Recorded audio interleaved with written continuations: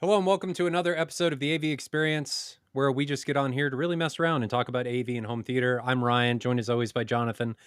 Today we're going to talk about is ScreenX or Screen XL or not IMAX. IMAX has been around for a long time, but any of the boutique different theater experiences, are they a gimmick or are they legit? And should you look into them and see what's going on and go experience them?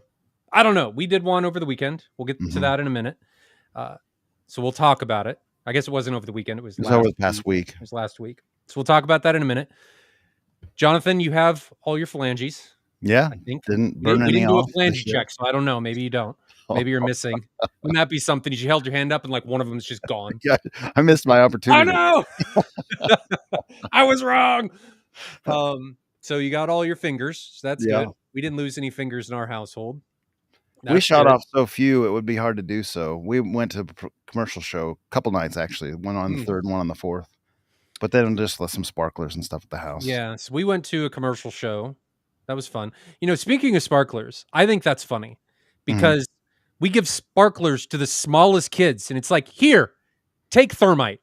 And it's when you think about it, it's kind of weird. Don't touch the end of that; it'll give you a lifelong burn. Don't touch anything. Don't touch me. Just sit there and let it. Meanwhile, if you give it to a young kid, they always just like point it down, and the sparks are going on their feet and stuff, and you're thinking, yeah, that's not great. Yeah. No. Why do we do that? We give one of the most dangerous things to the littlest kids. As long as you don't wrap it in duct tape, I think it's fairly safe. Have you ever seen those? They wrap them in duct tape and they basically turn into a bomb. Oh, yeah. I mean, you wrap it real tight and you do a little like core of sprinklers, like 6 of them or 10 of them or 50 of them, depending on how big of a mess you want. And they kind of explode. We just had all the little kids. So we just had little stuff. I mean, we had some of the like multi-shot mortars and stuff, but they weren't big. So it was laid back. A lot of little kids. Nobody got hurt, which is good. At least by a firework. You know how little kids are. They're falling over and running into each other, but no firework injuries. So that was good. Did you ever have any like wild times with fireworks? Did you ever do anything dangerous when you were younger? You mean like shoot them at each other? Oh, yeah. Yes. Oh, yeah. Yes. Absolutely. Any stories? I had one of my friends who put a Roman candle in his butt and was standing there like morning glory holding an American flag, shooting Roman candles out of his butt. Oh, no. I mean, that wasn't very safe. Oh, no. So, I mean, we've done stuff. The worst we ever did was bottle rocket wars, and it didn't amount to anyone. No, we did. No one got hurt. That. Yeah. But yeah, well, there's some close calls, of course, but no one ever got hurt. We did that. I don't know how. I mean, nothing awful. And the kids aren't doing anything bad. The commercial shows were good. The Blue Hawk commercial show that I went to, they were shooting fireworks for like 30 minutes. It was long. It was a long show. The shows we went to. It was a long show, but I wish they would have just taken that 30 minutes and condensed it. It would have been more enjoyable. Were they pretty long time between each shot? Were they slowing down? No, it was constant, but it was just would have been more fun if there was more happening at the same time. And my kids were like, I'm over this. This is until the finale, and the finale lasts 10 seconds and then you're done. So 30 minutes was just too long. It needed to be 10 or 15 minutes. Just shoot more. Same volume, shorter time. It would have been more enjoyable. Sometime I'm going to get a proper recording of a fireworks display. I've tried it a couple times in years past. I didn't try it this year. But with like my Omni mic, it still clips. I think I need like a 150 dB mic or something to get those. Just call those bursts without. Call Newbie. Call who? Call Newbie. Get one of his measurement mics. There you go. Yeah. That'd probably work. I want a good clean one with no clipping, and it's trickier to get than you'd think. Yeah. Anything happen with home theater? No. I had watch anything? I can't remember. We talked about last time that we watched Lord of the Rings, the extended edition with the 2 different projectors with a family. Did I tell that story last time? Couldn't have, because that happened after the podcast. No. So I did that. I mean, you watched something else and changed projectors in the middle of it. I called you a terrible person. Well, we did Lord of the Rings, and that was kind of fun. We watched the first half on the JVC and the second half on the QL. So when you get up, do you pre-warn people that I'm going to change projectors halfway through? I mean, when the family came over, I said, just for fun, we're going to do this. Or did you just get up in the middle and be like, all right, we're changing? No. I mean, it's a good break in that case, because it's like a 4-hour movie. So when you do that, I'm going to play pit crew sounds. So what was the outcome with that? So the wives both liked the Epson QL 3000, oddly enough, and the husbands both liked the JVC for that particular movie. It's a really dark movie at times. Which movie? The Lord of the Rings, the part 3. Oh, yeah, that's a darker one. So like the Shelob spider scene, I think I'm saying that name right, She something Love. like that. Yes. That looks a lot better on the JVC because the Epson tone mapping elevates that scene to get the details out of the shadow and raise it Mhm. above the LCD black floor, but it changes the mood of that scene so much. Like at one point, Frodo's kind of saying like, "I can't see. Where are you? Where are you?" And it's like it looks like daylight in the cave because the Epson's tone You're mapping changes so blind. much. It doesn't really make sense in the context of that scene. And the JVCs, as you would expect, dark. Like their tone mapping does the dark. So Mhm. it's there. There was parts where the Epson looked really nice, like some of the outdoor battle scenes with the armor and everything. But I'll also tell you this, and I don't know if you've noticed this on your Christie. You'll have to. I'll be curious your opinion on that. A lot of the prop costumes and stuff on Lord of the Rings, I always thought were just fantastic. But when you put a lot of lumens behind that image, some of that starts looking kind of like cheesy costume store Mhm. stuff. And that's kind of Mhm. like wah wah. I mean, like it Mhm. looks really good and clear, but sometimes it takes a little bit of the Hollywood magic away, and all of a sudden it's like, oh, they just got that at the dime store at the end of the Yeah, there street. were several scenes in Lord of the Rings where I think it was a combination of the Christie and the Mad VR Hmm. where you saw through the Hollywood magic and you Absolutely. could see it stopped looking real and Yeah. you could see green screen, you could see Yeah. different things that were going on. I Don't get haven't. me wrong, some of the stuff still looks phenomenal. Like you get into the Belrog and stuff in the Fellowship, and Yes. some of Yeah. this stuff's amazing, but some of the other stuff is not amazing. That was one of the things we talked about afterwards was like with the JVC, everybody said they didn't see any special effects. But even one of the kids pointed out with the Epson, it's like all the special effects were kind of like, yeah, there it is. Mhm. Because somehow it roots it out. And I don't really understand that yet. I haven't figured out why. Like I turned on and off frame interpolation to see if that was it. No, it still kind of shows it up. Like it makes the armor look more fake because it's just clearer. Like it's just brighter. I I don't know. I think part of it is gonna be what the actual mastering level was at that movie, Hmm. how it was mastered for the Hmm. HDR remaster, and how all that was done and conveyed, because there are a lot of movies that don't do it correctly. I'm Hmm. not saying they did or didn't, but there were a lot of complaints about that movie video-wise when it was remastered, Well, and I will just say the JVC hides it all because we saw nothing that looked artificial on the JVC. But it's not just that the Epson does that on every movie because I told you a few weeks ago we watched Jurassic Park and it looked amazing like on the QL 3000. Like I saw, there was nothing that looked fake. So you're right. It's something with a mastering process or something mhm. that relays itself very differently on the projector technologies. At least that's my assumption. I don't know. You do have an elevated black floor. There's a lot of manipulation happening in the Epson, but I saw the same thing Hmm. when it was happening over here, and I would even turn down the laser, and I was still seeing it. So Same here. I it turned it was. down to 30%. Just I the think next day, I wasn't doing all these trials at the time, but the next day I was like, I'm gonna try to figure out what's doing that. And I you never would really do it figured it at out. the time with everybody in the theater. All right, guys, we're gonna rewatch that scene 5 more times. We're gonna change some settings. This time we're gonna be in dynamic mode.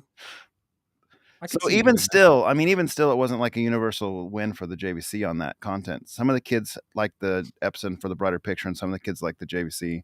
I think on that particular title, more people like the JVC than the Epson, but that's that particular title. And I've had the opposite experience. Even just earlier in the day, I had another friend, Gate Stick, and his family came over, and they preferred the Epson. So, uh, you know, it just depends on the content, really. And we've talked about that before many times, so we won't have to Mhm. belabor that. But certainly, they present very differently. They very differently. What did I watch? I actually watched a bunch of stuff. I watched Megan, the kinda horror doll movie. It wasn't horror at all. Like, it was I don't know why they call some of these movies horror. It was not horror. Jonathan may be like, "I'm gonna watch this on my phone." Turn it down. Turn it down. It wasn't horror. It was an interesting concept. I'm not gonna ruin any of these movies for anybody. I liked the idea. Some of it was just poorly executed. It was a concept I hadn't seen before with the doll and everything, so that was well, I guess Chucky and stuff, but this was different. This was like a high-tech doll that was still a doll. I watched Let me look at Letterboxd. See what I did. Hold on.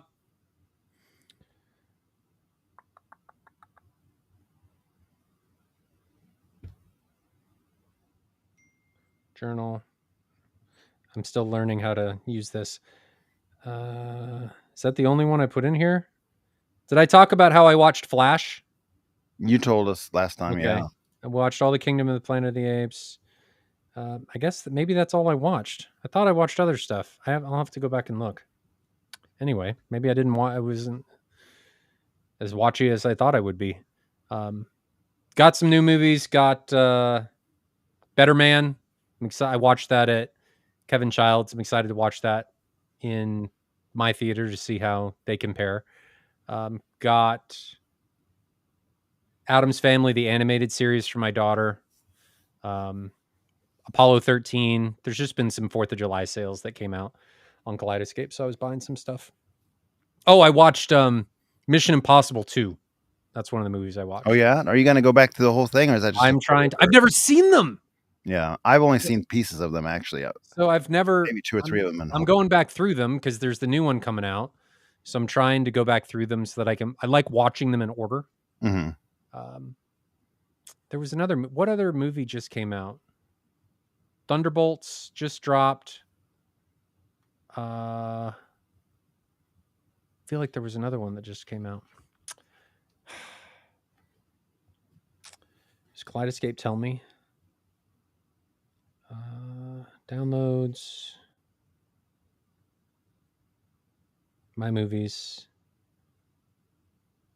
Here. Download date. Better Man. Oh, I watched John Wick Ballerina. Oh, was that good?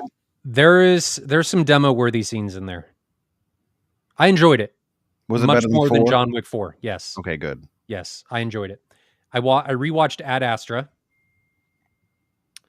I didn't enjoy it as much the second time as I did the first time. I watched it a while ago with my wife, and I enjoyed it less this time. I don't know why. I think he did a great job. Maybe I just wasn't in the mood for it, but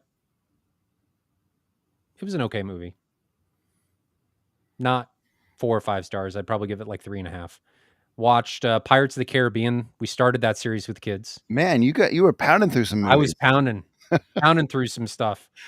What else? Started Cocaine Bear. Oh no. I need to go back. I got pulled away. That movie's just going to be oh my gosh. It's literally as it sounds. It's a bear on cocaine. So, and it's supposedly based on something that actually happened. Now, I don't know if it was going around killing things, but there was a bear that got into a bunch of cocaine, supposedly. Maybe not, but supposedly. That's what the movie said. It was like based on true events. Oh yeah. Yeah, you better dig into that a little bit and see. I'm not digging into anything. I'm watching Cocaine Bear. I'm not digging into anything, Jonathan. That sounds like about the quality of Sharknado. I think. Yeah. It's on that. And then we're on like the last half an episode of The Last of Us. We stopped because I think it was late or kids needed us or something. So we got half an episode left to watch on that. Man. So we did, and we watched F1. Yeah. Which I think we'll get into now. The Kansas City group, and well, some of us actually met there at the theater. That was fun. Were there 5 of us there? Yeah, 6 maybe more, because there's 4 from a group that we didn't know too well yet. Yeah. So, yeah. Okay. I think there were 6 of us. So we won't talk about the movie. Let's talk about Let's talk about the movie. All right, fine. Maybe we can try to avoid spoilers to some degree, but although it's just a racing league, it's not like there's not much spoiler to be had. You can kind of guess the story. Let's not talk about the story, but let's talk about the movie itself, I guess. Let's start there. Now, at the theater, you said it wasn't your favorite. Has that kind of changed opinion for you, or still not? Hasn't. I'd give it a B-. Maybe that's being generous, but I'd give it a B-. I give it a C to a B-. It could have been the theater we were in. I always have to keep in mind that it could have been the theater we were in, because you never know if something's messed up. Like I mentioned to you guys in my seat, which I was sitting right next to you, Mhm. All of the music was coming out of the left side. I got no music out of the right side. I mean, that didn't So, make sense because I didn't hear that at all in my seat. and I You know? came home and watched stuff, and I'm like, am I like half deaf in my right ear? And I'm not. Like I can hear things on both sides. So I don't know what that was. It's this big body blocking the speakers on the right side. Maybe, She's too fast maybe. blocking all the sound. I don't know, but it was there. Both you and I noted that there weren't a lot of object utilization from the No, audio. and Stitch One, Tim on the forum said that had some of the best ceiling content of any commercial It speaker it did cinema not. speaker experience he's ever had. So something was missing there. We didn't And hear ceiling speakers at all. and this is a perfect example of why I hate the theaters. I hate commercial cinema because they're like, "Ryan's coming, we gotta screw it up. Gotta screw it up." First thing when I sit down, Doug's sitting next to me and he goes, "The bottom of the screen's all ruffled." I'm like, "Ah! It's already it's already going downhill. It's already going downhill." And Doug wasn't really into it just from the size perspective. He really likes his Liberty Screen X. But I'm evidently, telling you, man, I've seen some of that back and forth on the forum a little bit. The Liberty Screen X, those speakers on the wall ruin it for me because you got that side image and you got speakers in the middle of it. And I'm thinking, like, what in the world? I couldn't do that. And then it's acoustic panels, like the actual panels. You can see the Yeah. separation. It's not a screen. So it's like like an afterthought type theater, in my opinion, for Screen X. Yeah, I thought they tried the bass was okay. The It wasn't movie was very not much. loud enough. Yeah, they could have turned it up a few They could have dB. turned it up. Um, I didn't hear bad noises per se. It was just no, pretty tame. there was no rattling. The image looked good for what you're going and expecting. I mean, it wasn't Dolby Vision, so you know what you're getting. You're gonna get like Mhm. 100 nits, like I 1500 felt to like it 1 was native dimmer contrast. than Dolby Cinemas that I've been in over the Yeah, years. yeah, probably. But I liked the idea Mhm, of Screen X. I mhm. mean, both you and I have played a lot of multi-monitor games, like Yeah, so let's triple pause here and monitor. just And say what ScreenX is so people understand that if they're not familiar. so Screen X is you've got 2 side screens, and they're implemented in different ways, different angles, depends on the theater, depends on when it was implemented. I actually liked our theater's implementation. Mhm, I thought they did a good job. There was some issues with it, which we'll get into in a minute. And Jonathan actually recorded, so you can actually see what we saw. But I mhm, liked how they implemented it on the sidewalls. mhm. They curtailed the image to follow like how it went up the stairs and stuff. So it was well implemented. There was thought that went into this. I think they messed up on the calibration, like Yeah, where and how they were moving the image from one screen into another, which is easy to do even in triple screen gaming. There's a lot of things that you have to think about. But I think the overall presentation was worse than something like NVIDIA Surround or iFinity or Triple Head to Go or any of there was a software version. I can't remember what it was, but there were it, how they did it. I didn't like it. right. It was cool on maybe one or two scenes, like when you're sitting in the cockpit with Brad Pitt, and it gives you that sense of speed as stuff's flying by. But a lot of the content, it was just unnecessary and was kind of distracting. I liked it probably more than you did based on your explanation there, but I too had many years where I used triple screen for computer gaming. I had NVIDIA Surround and I had Ifinity, and that gap, we're gonna show you what we're talking about there. There's a bezel gap on a monitor, and it's the same thing in a movie theater. Like there's a place where the screens can't junction perfectly. And that needs to be calibrated so that as an object moves from one screen to the other, that gap is accounted for in the image so that it But doesn't space weird or repeat the image. they could have not had a gap.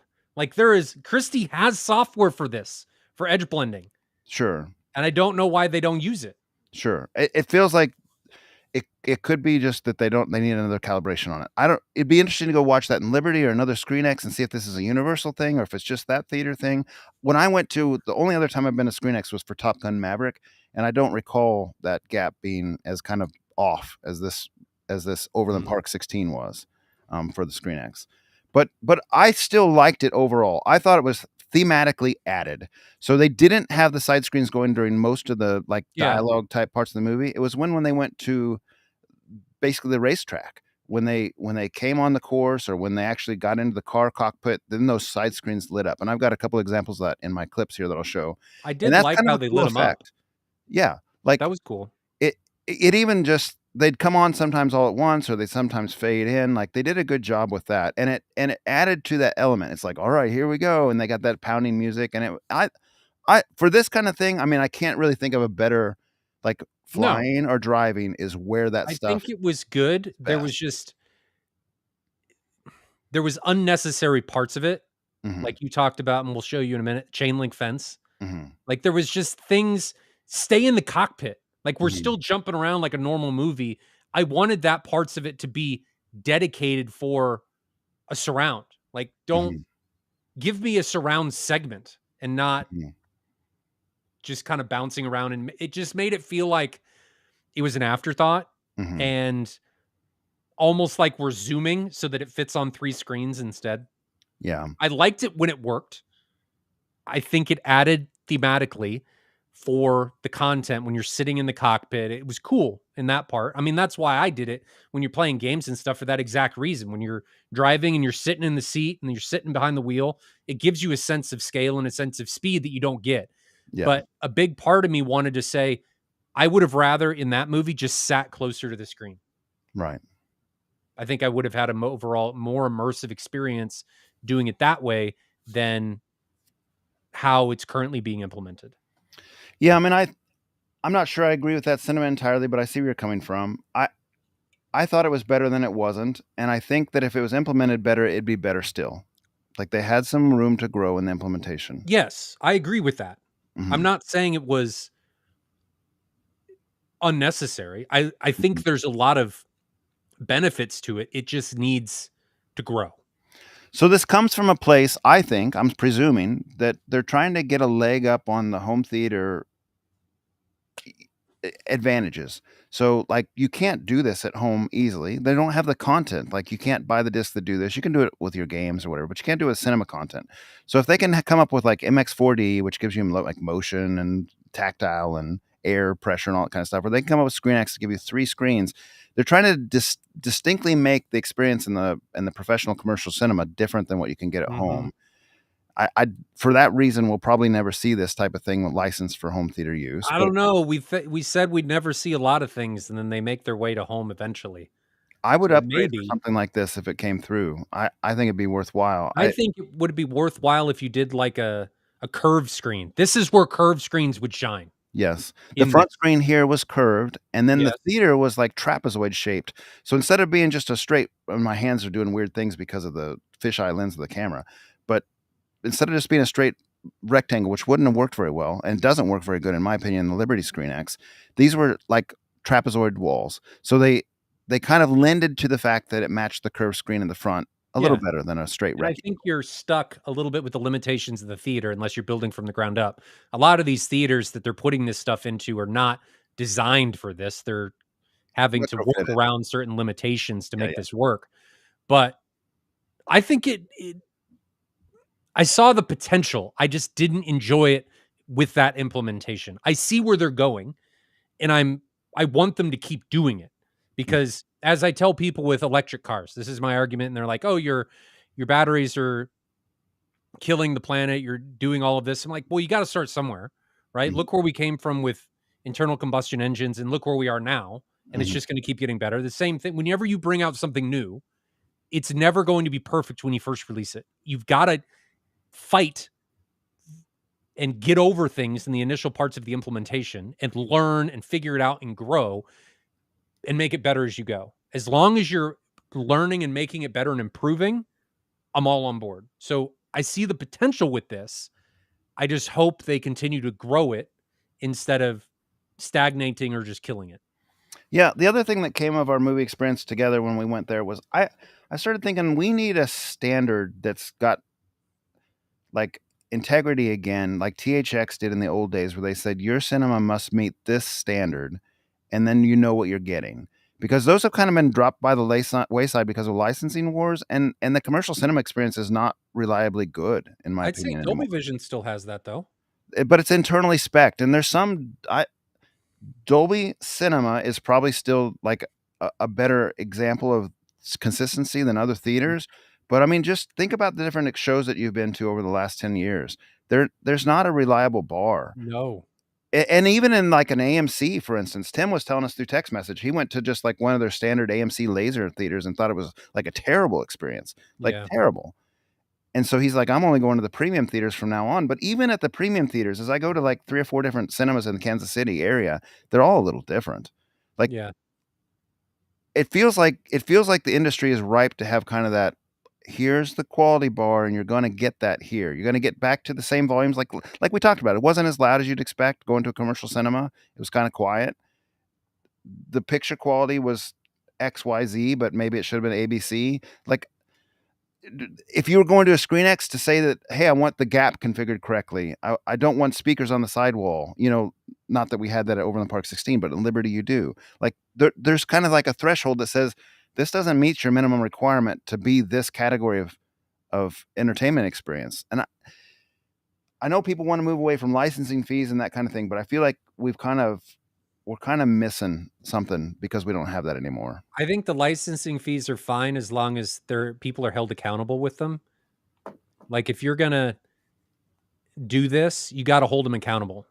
My problem with a lot of them is like what you just mentioned with commercial cinema. There's no accountability, and I don't know that there needs to be. I don't know. I don't. I've been to cinema. I know some people in the industry, but I don't know what level of accountability there is. Mhm. So I don't know. That would be nice. Like knowing that if I went into a commercial cinema, this was the experience I was going to get. That would be hugely helpful. I But think that's not just how it like is. if you just think about this, like if THX actually meant something anymore, and it doesn't, and it's too bad.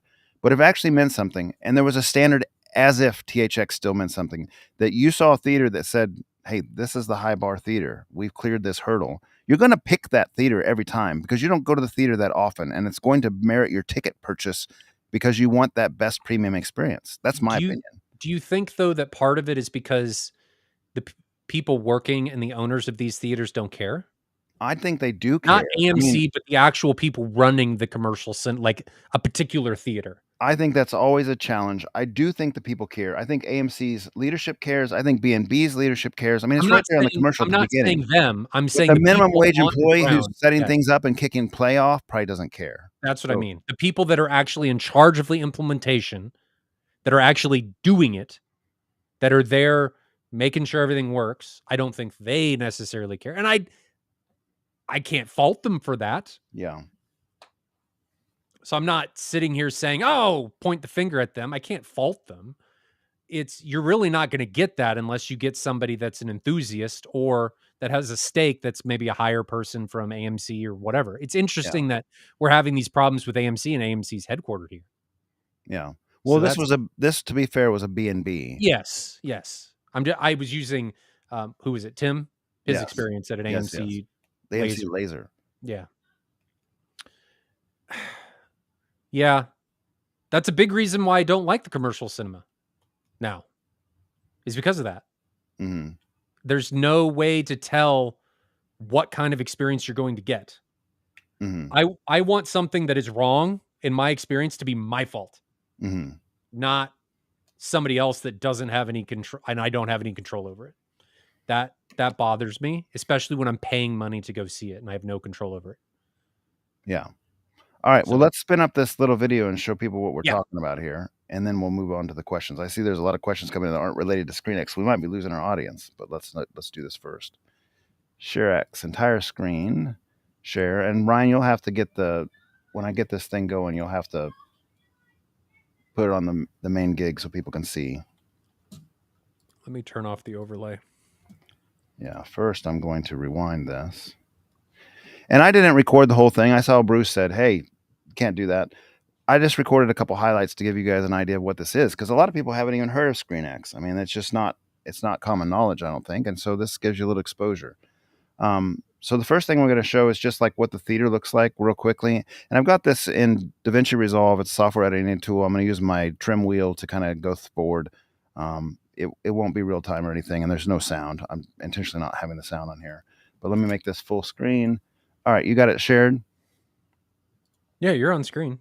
Okay, so this was the theater size. You can kind of see, I don't know, what is there, 15 rows or something? Was that Mhm. is that about right? It was an overall smaller theater with the number of rows, and I And there was loved the implementation. I honestly think this would have been better if it was louder.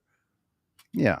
So on the sidewall here, you can see it's kind of triangular shaped, but it's also wedged from the main angle is not 90 degrees on that sidewall. It's probably 130 degrees or something as far as the trapezoid shape.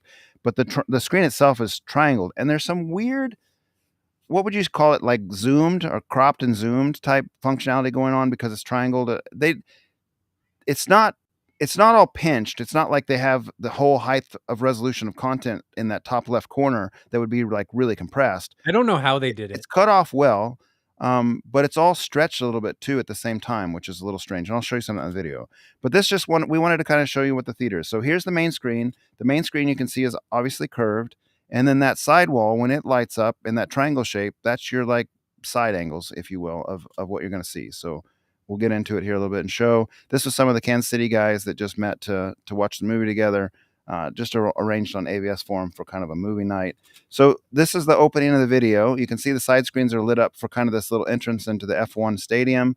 I'm going to pause and do it that way so we don't have. It's going to be a little jerky, but I'm going to do this so we don't infringe on any copyright stuff here as well. So look to your side screens, and we figured out during the course of watching this, and I think Ryan, you'd agree, your best experience, because it's not perfect on the side screens, was just looking at the main screen and Yep, focusing on the main screen yep. and letting the side screens just be part of your peripheral vision. And when you tried to focus on the side screens directly, you would be disappointed. But if you just looked at the main screen and let that kind of be on the side, just extra content, it was actually pretty nice. So you can see there's the extension of the track, the grass on the side screens. I didn't because we were sitting in row D, I think. The camera's not going to pick up the full length of the screen, but I'll zoom over there and kind of show you that here from time to It's time. So, better if you're closer. If you sit further back, it gets worse so because the side screens become more into your main vision and out of your periphery. yeah. So there you can see some of the content on the side, and there's the other side. And here's like the cockpit view that we're talking about. Like this seemed to work really well. It did. It It gave did. you the gap wasn't as noticeable, although you can see it. Can you see my mouse move, Ryan, or does it not Yeah, show my you mouse can move? see the mouse. Okay, so do you see this little gap here? It's just not clearly right. And you'll see that it's not right even more so when there's like words on the screen and so forth. But this with like consumer level software from AMD and Nvidia on graphics cards can fix this gap. Like there's not, in my estimation, there's not much excuse for that not Yeah, being it could be though how it was recorded or how it was mastered. I mean, there's a lot of unknowns here that we don't have answers to. yeah. And But so yes, you you're right that the consumer level software with gaming doesn't have this problem. right. And the other thing that's kind of weird that you don't have with consumer level gaming software is this stretching. Like this is the rear view mirror. It should probably Uh, end like right here. And look how far back it it goes. does stretch, just not this egregiously. So like if you were looking at that side screen, you'd be like, what the heck is going on? Yeah, But it that's really bad. and same thing here. See how like I'm rewinding forward a little bit with the wheel. You can kind of see just like, wow, like what's going on with that mirror? There's weird stuff happening on the side if you pay attention to it as the bottom line. Um, Here's the control center. You can see like the monitors on the left hand side, they don't match up exactly. There's that gap problem again, and it's stretched over there. Um, here's a scene where they're buckling everybody in, and I'm kind of skipping through the movie. I just picked up my camera a couple times, pushed record a couple times. This is the intro to a race. They're buckling everybody in. It's only the main screen. You can see the side screens are completely off. And then here in a minute, it's going to light up those side screens, and they kind of like when the race is getting ready to start. There they go. So you can just see, and I'm slowly moving my slide wheel, but you can see they just kind of dim in or they fade in, and that's a really cool effect. So now all of a sudden the music's pumping, the side screens are on, you know the race is getting ready to start. That's pretty cool. That effect is really cool. The other thing I kind of noticed was, and it might be an artifact of the stretching, but look at like the content on the side. It looked almost low res. Like I described it at the movie theater that night when we were talking afterwards. Like it looked like it was 480i, and it was kind of like almost AI generated sometimes because it didn't look like the same quality level as the front screen. Ryan wondered if it was like zoomed in a wider aspect ratio and just clipped and stretched for those side instead of having dedicated cameras. And we don't know the answer to that. It's just what Yeah, we I observed. don't know. I don't know how it was done. I will tell you this: when we watched Top Gun Maverick in the same kind of scene, they had 3 full cameras in the cockpits of those planes. And so you got full, it wasn't like low res stuff like on the sides, like this F1 movie. On the Top Gun Maverick, it was full grade content on the sides. So, here you can see just the side of the race extends. We're going to go forward a little bit. Back in the cockpit, another kind of cool See scene. this when he's in the cockpit and stuff. This is where this shines, and it does well. Yeah, But but not even particularly right here because look at the left and right. no, Like there's goofy yeah, stuff happening right now. Like that content doesn't even match the screen. But yes, generally speaking, that's where it shined. Now watch. Here's perfect example of where the gap isn't right. Watch that word Rolex. Watch when it appears here. Like that's just not right. Um, and there's a little bit of a sensation here. So as you watch that, do you see the sensation of speed on the left and right because it's stretched versus the center, which is not moving that fast? That's a little goofy, and I that doesn't happen on my triple screen gaming to that degree. So going forward here, like that's a cool scene when you're just kind of in the scene in the cockpit again. More cockpit scenes, really nice. Yeah, I mean, some cool stuff like this, like the scores came up over the center screen, but you still had content on the left and right. That was nice. Oh, the chain link fence! I just saw it swing by. Like this is a weird choice. So let me get back to the scene. Here's you're looking at the main screen and you're looking at 2 side screens. Now I'm going to shift over to the right screen. You can see what's happening on the right display, and there's a chain link fence right there. Like what in the world? And it's it zoomed in like I'm looking at it at a magnifying level, like I'm it an just inch makes you away. feel like it wasn't shot for this. It was done after the fact. And there is a chain link fence right here, so I get what they're doing, but it just doesn't even make sense to have a giant chain link fence that close. Like that looks weird, and it looked weird when you're there. So here's another example. And I don't think this particular had it, but sometimes if there's like a hand on the steering wheel there, the right screen and the left screen might just be a big hand, a big white blob. Um, One thing I noticed with the Top Gun Maverick and Liberty Screen X was that when the side screens came on, they sort of killed the contrast on the main screen.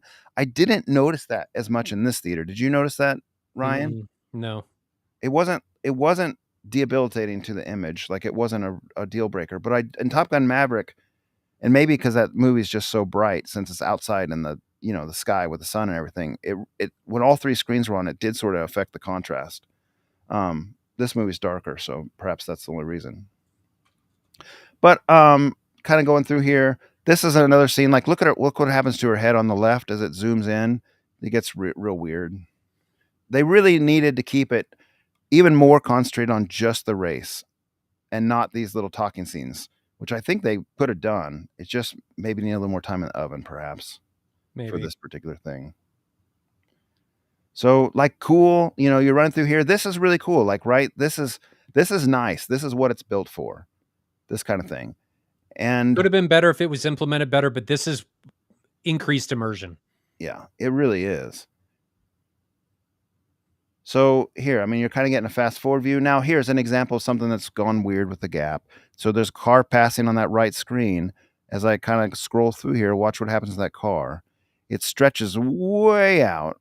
It's the car's twice as long now, and it cuts away there. So that's not a great shot, but you get the idea. His hand is on the steering wheel, and look what his hand is doing on the left screen. Like it shouldn't. It shouldn't be that large. It looks like an airbag or something, but it's his hand, but it's blown up He's got because giantism. Leave him alone. elephanti- elephantitis. Um, so you can kind of see the racetrack actually is on the right, extending over here. That's cool. You can see where they're going to go. Yeah. I mean, you see the coolness here. This is pinnacle. This part stuff right here is pinnacle. Screen X, like, looks really good. Well, I don't know that it looked really good, but it helped with the immersion, and I didn't care what it looked like.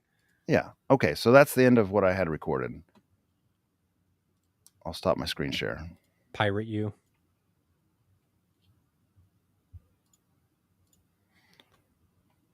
So would you do it again? Yeah, I'd go again. It wouldn't be like I saw the trailer. You can watch the trailers for any of these ScreenX movies, like they have it at a ScreenX.com basically type thing. I watched the trailer for Jurassic World Rebirth, and I thought that's not a movie that I would watch on ScreenX because they looked like they just had it on all the time, and that doesn't even make sense in that context. So it would have to be a purpose built movie. It would have to be a racing movie basically Yeah. for me to Or a or be a interested in it. Top Gun movie Yeah. or something. Okay. Well, So what are the comments saying on there? Were people saying that they understood or they thought it looked a lot dumb? of people said it was terrible.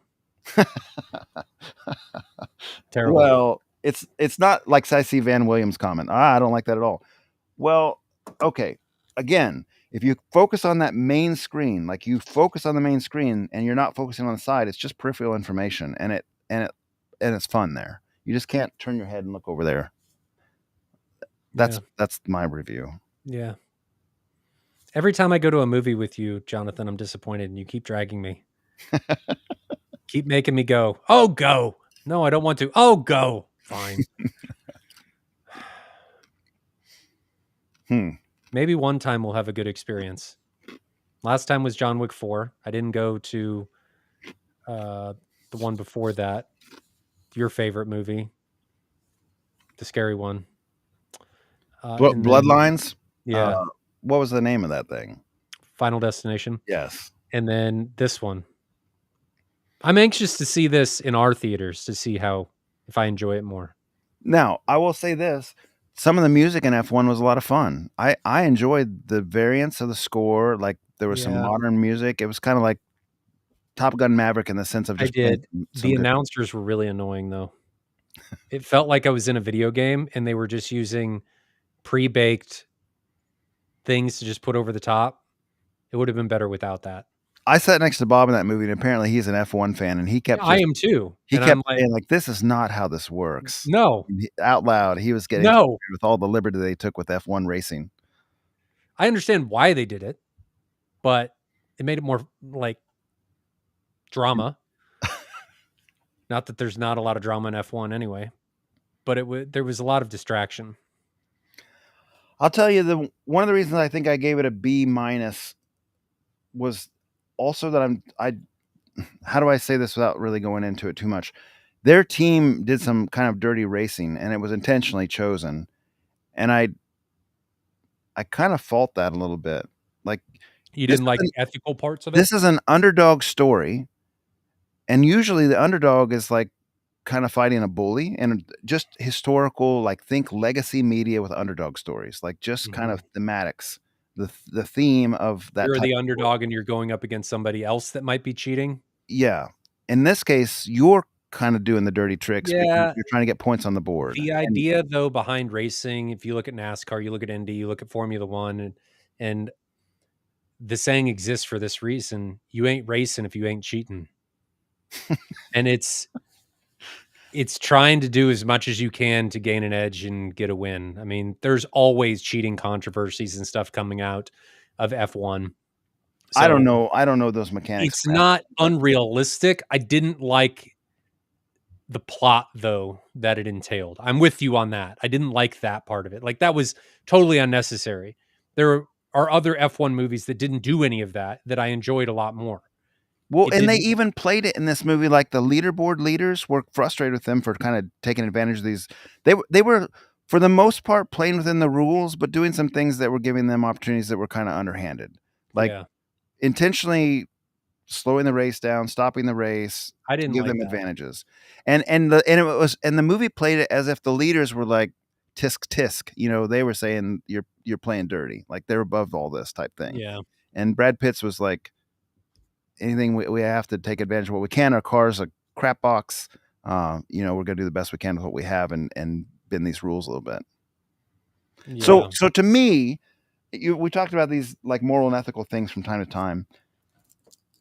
To me, it was like that dropped it almost a whole letter grade, I'm going to say. Like maybe it would have been higher, but I don't really thematically like, and I keep using that word tonight, I don't really like pushing that or promoting that or saying, I mean, I put that on the AVS forum thread. To me, like my Grandpa Keith, used to challenge us in sports, like you don't cheat, you play, you do the best you can. And if the other guy's better than you, you did the best you can. Like that's kind of his mentality. And this was not that. This was like whatever it takes. Yeah. And Yeah. and the other thing that was kind of dumb to me, and you tell me if this is legitimate F1, but I don't think it could be, was like him talking about like bumping and so forth. When you're in F1 cars going 200, 250 miles an hour, that's life and death when you're like bumping someone. There's bumping and racing. Well, Intentionally. NASCAR, but F1? I don't know. You don't hear about I have no idea. I can't. I'd assume so. I mean, Seems almost dark. I would assume those teams are going to do whatever they can to win. Someone I flies think. off the track into I trees don't. and Yeah, catches I on don't. fire. I don't know enough to be able to speak on that. Hmm. Marvin Abugov says, and I agree with him. Innovation, I'm learning, takes a lot of time and a lot of money to recoup. They have put out what they have, and I hope there's enough profit to warrant continuing to the next generation. I agree fully. I made a comment about this earlier when I was talking about internal combustion engines and EVs that you got to start somewhere. My hope is that they evolve it and that it gets better. All too often, what I see is they'll do something, it's not perfect, and then it'll just go and die. I see the potential in this. I think it could be super cool. It just didn't tick the box for me this time. I mean, Jonathan and I were all for surround gaming. I gamed on an ultra wide for a long time. I get the immersion. I totally get it. This just wasn't there. And we talked about that there needs to be standards that go along with this, and people need to be held accountable, and theaters need to be held accountable so that things are implemented correctly so that everybody gets this how it's supposed to be experienced instead of something subpar.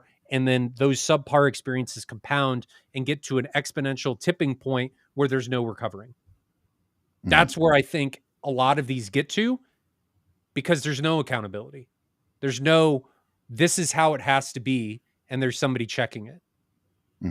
This is how it is in a lot of industries, unfortunately. If there was accountability and they were doing it a certain way, like I saw Samsung Onyx being talked about a lot. This would have been super cool on Samsung Onyx. Super cool. There's not an Onyx here that I'm aware of. I think it could have been done better, but at least it's being done. And hopefully they grow with it and make it better and don't just throw it in a corner and let it die in the dark. Any other thoughts? This is interesting. Ender Robinson says, I went and watched Maze Runner at Screen X, and it was kind of cool when they were just in the maze because it was just the walls on the side. So it's giving you more content. It'd make you feel more claustrophobic.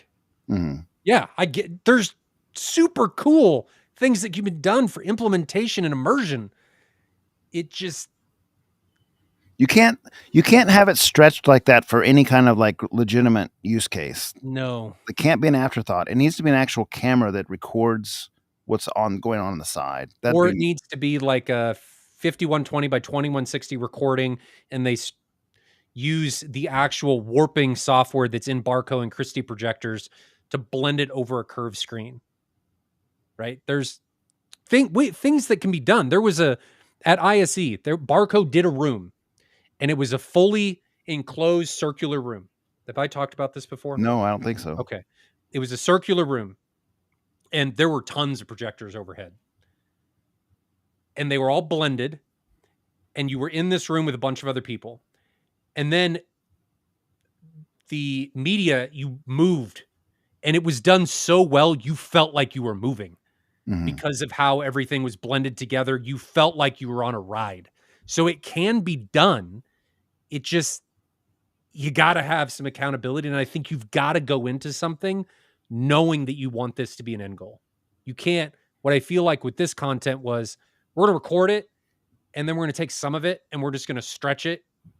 And that's what we're going to get for the outsides. That's going to cause this to die, in my opinion. I didn't like that.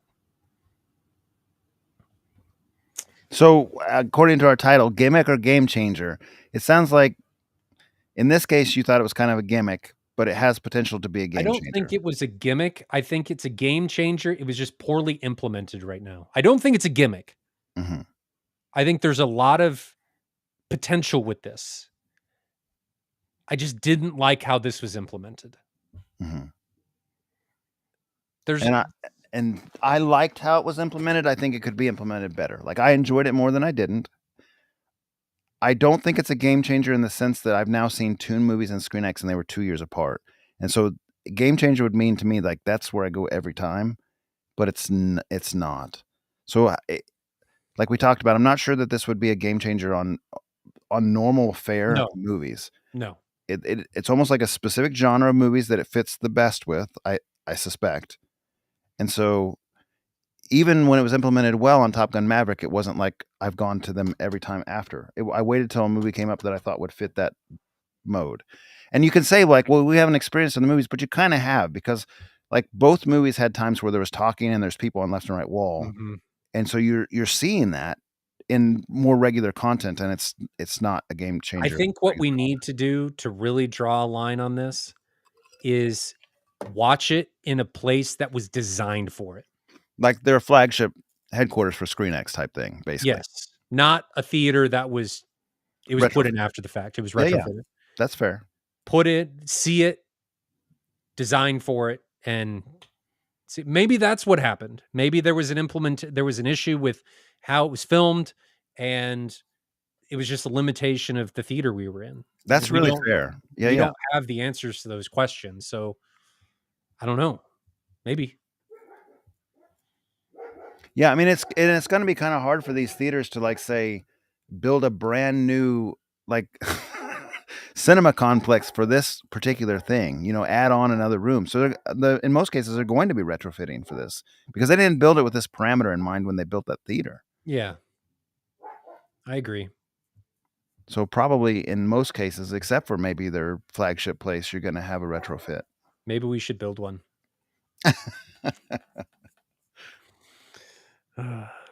Anything else? Yeah, one more thing to point out. With the Top Gun Maverick movie, there was dedicated content, and I think that made it neater on that, because I thought this was supposed to have dedicated content. I think it did in some cases. In some cases, it seemed like it was just stretched, like you talked about. It wasn't in the Top Gun Maverick. It was always dedicated content. It was crisp. It was clear. It wasn't blurry. It wasn't stretched on the sidewalls.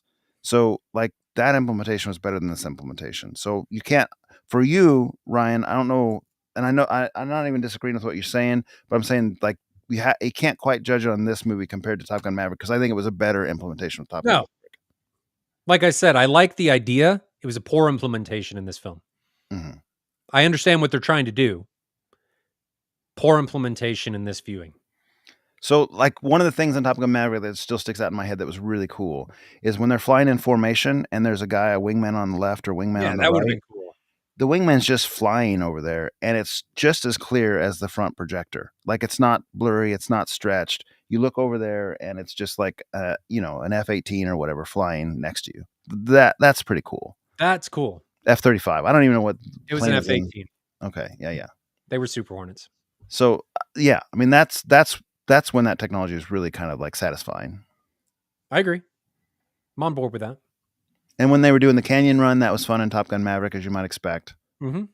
All those peripheral vision getting a lot more actual, not just stretched, not just the same content like moved out, but like actual another full camera, another. I'm not sure they're IMAX cameras, but another full camera on the sidewalls of canyon footage of the side planes, of the bridges, of everything. Mm-hmm. I'm on board. On board with that. Should we jump to questions? Sure. Okay. There's only 7 in queue. So if you guys have any questions, home theater, AV, audiophile, whatever related, type them in chat. It's first in, first out. So we go through them in the order they come in. And if you get a question, we'll do our best to answer it. Jonathan, just star any new ones that come in. Okay. K for Constant says, Jonathan, what subs do you have and how many? Measured levels, seated position, size of room, please. I have 11 UM1822 subwoofers. They're Dayton Audio, Ultimax 1822. And there's 5 on my front up here. Guess we could do this again.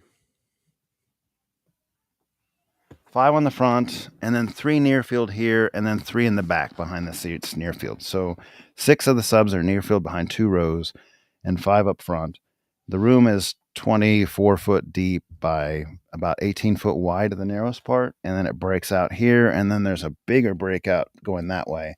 So here it's probably 22 foot wide, 23 foot wide here, and wider out in the back still. Measured levels at seating position. So I like reference volume plus about 9 to 12 dB, depending on the content for bass, not for highs. I have my AV10 limited to reference level. So that's, in this case, 85 dB normalized, 105 dB peaks is kind of where reference level is truly at for the main speakers. And that's where that stays. And then I add on, when I say I like my bass 9 to 12 dB hot, I ramp my subwoofers up 9 to 12 dB over that. So the subs are nominalized to 85 dB plus 30 dB peaks. So they're normally go up to 115 dB. But because I like 9 to 12 dB above that, I'm up to 124 to say 130 dB type range. Like that's my preference. I I'm in like the having same that. area. I like having that extra bass. Yep. Same spot.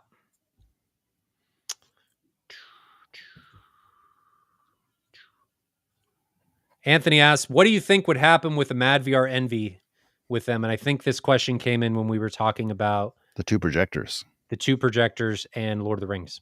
Mm-hmm.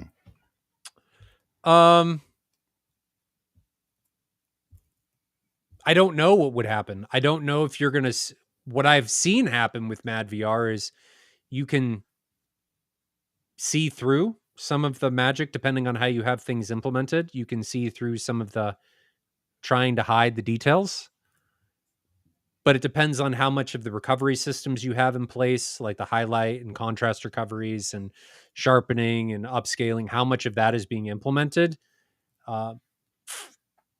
I don't have a good answer with that on which way that would go. I don't know. I'd have to look at it. I know in my implementation with the Christie and the Mad VR, you can see through it in certain places, but in other places in Lord of the Rings, it looks phenomenal. Like it's some of the best experience ever. Like let's talk about the Hobbit, right? Hobbit was really bad for this. There are parts in the Hobbit that are egregiously easy to see looking through and seeing the green screen and everything, but you get into smog and smog in the fight. It looks amazing when you get to that. Some of the best cinematic content I've ever seen. So it goes both ways. I don't know what is causing it specifically. I can't give you that answer, but I'm sure part of it is a remaster. If you go back and look at the non-remastered, which I've done, they hold up fairly well. I'm not looking through them. I think a big part of it is the remaster and being able to see through everything.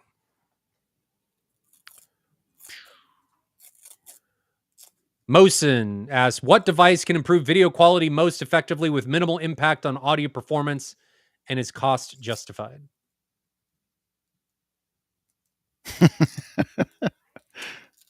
Are you going to go with Mad VR on this one? It's not a cheap one, but is there another option there? I mean, there's different processors, sure. I mean, yeah. Is there another option than a video processor? I think you could even say, if you wanted to, like a Panasonic UB player or something. I mean, there's options in the realm. Lumagen would be an option. Mad VR would be an option. Some of the EDID trickery stuff that just basically like enables low latency Dolby Vision would be an option. I don't think that's going to do much of anything. When we've put Dolby Vision against HDR10 and we didn't, there were some parts where it was marginally better. Mm-hmm. I wouldn't try and chase that.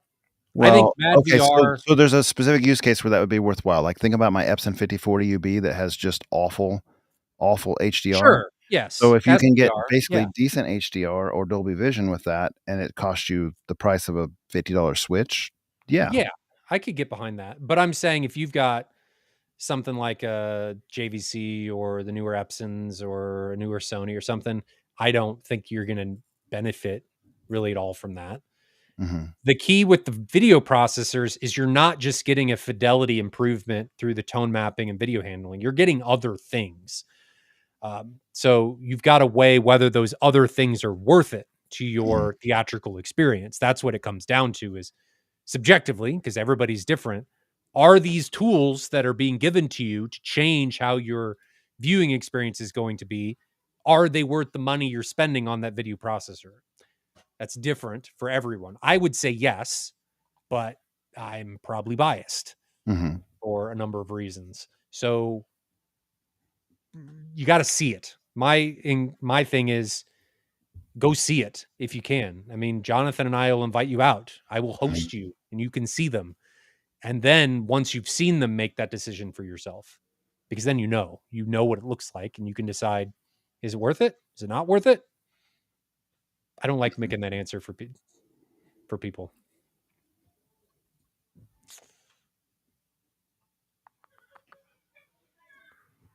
Jonathan, this question for you. Brian Cobb says, have you ever tried the QL3000 with tone mapping by MadVR Core to see how that would compare to the JVC? No, I haven't. And Ryan's given me an opportunity to do that. We should do it at some point, Ryan. I haven't had the QL3000 that long. I'm pretty familiar with its capabilities now as it works. You know, Bob came over and we tried to calibrate dynamic mode the other night, and we spent some time doing some A/B back and forth with the JVC and just like looking it over. I'm probably ready to play with MadVR to kind of see what it can do at some point. It's not There's no rush, but if you got a spare one, we can play with it a little bit and see what it does. I know that question gets asked. I might. Just to tinker a little bit and give you guys a real answer. The, I will tell you, and Ryan will know this as well. When we did the M Wave, was it 2022, and we put the Epson with the MadVR up against the JVC NZ8, was it? It was an 8 or a 9. I mean, they were so close that MadVR did pretty amazing things with that Epson. The LS12000 was kind it of looked really good. favorite. Yeah, I mean it beat out the NZ8 without processing. So the LS12000 with a MadVR, there was no core at the time, but a MadVR, was it Extreme or what was it? Or was it even, do you know? Or was it even just software? It might have just been software at that No, point. it was an Extreme. Okay. So yes, LS12000 with a MadVR beat out an NZ8. That was just how it was by audience vote. On particular hard scenes. The key here is that you're not going to gain back what the JVC has an advantage of. Absolutely You're true. not fixing black floor. Mm-hmm. That's not going anywhere. Mm-hmm. You're fixing tone mapping. Mm-hmm. But you can only fix within the bounds of what the hardware is giving you. You are still restricted to what the hardware's capability is. Mm-hmm. So what we tell people with MadVR, for anybody that doesn't know, I work for MadVR, just to be fully transparent. What we tell people is the better the display that MadVR has access to, the better the overall experience is going to be. Mm-hmm. Because if you give it something that is limited, I can't fix hardware with software. That's Mm-hmm. not possible. I'm still stuck within the bounds of the container that I'm given. So in this case, you're not fixing the black floor. Now, you can fix clipping, absolutely, and you can fix crushing with how the tone mapping is being handled within the bounds of that contrast for ANSI and native. But MadVR is not magically going to give you better ANSI and better native. That's not how that works. Mm-hmm. You can get potentially a better calibration due to how Envy is able to handle 1D and 3D LUTs, but you're still constrained even then within the bounds of the hardware limitations of whatever MadVR is attached to. Mm-hmm. So we should try that though. Mm-hmm. What that is. I've got a core we can try. Sure. Absolutely. And Tinker around a little bit. What you think. He may say it sucks. Maybe he says that Epson's better. Doubt it. No, But I always don't. possible. I don't think that MadVR sucks. I don't think that.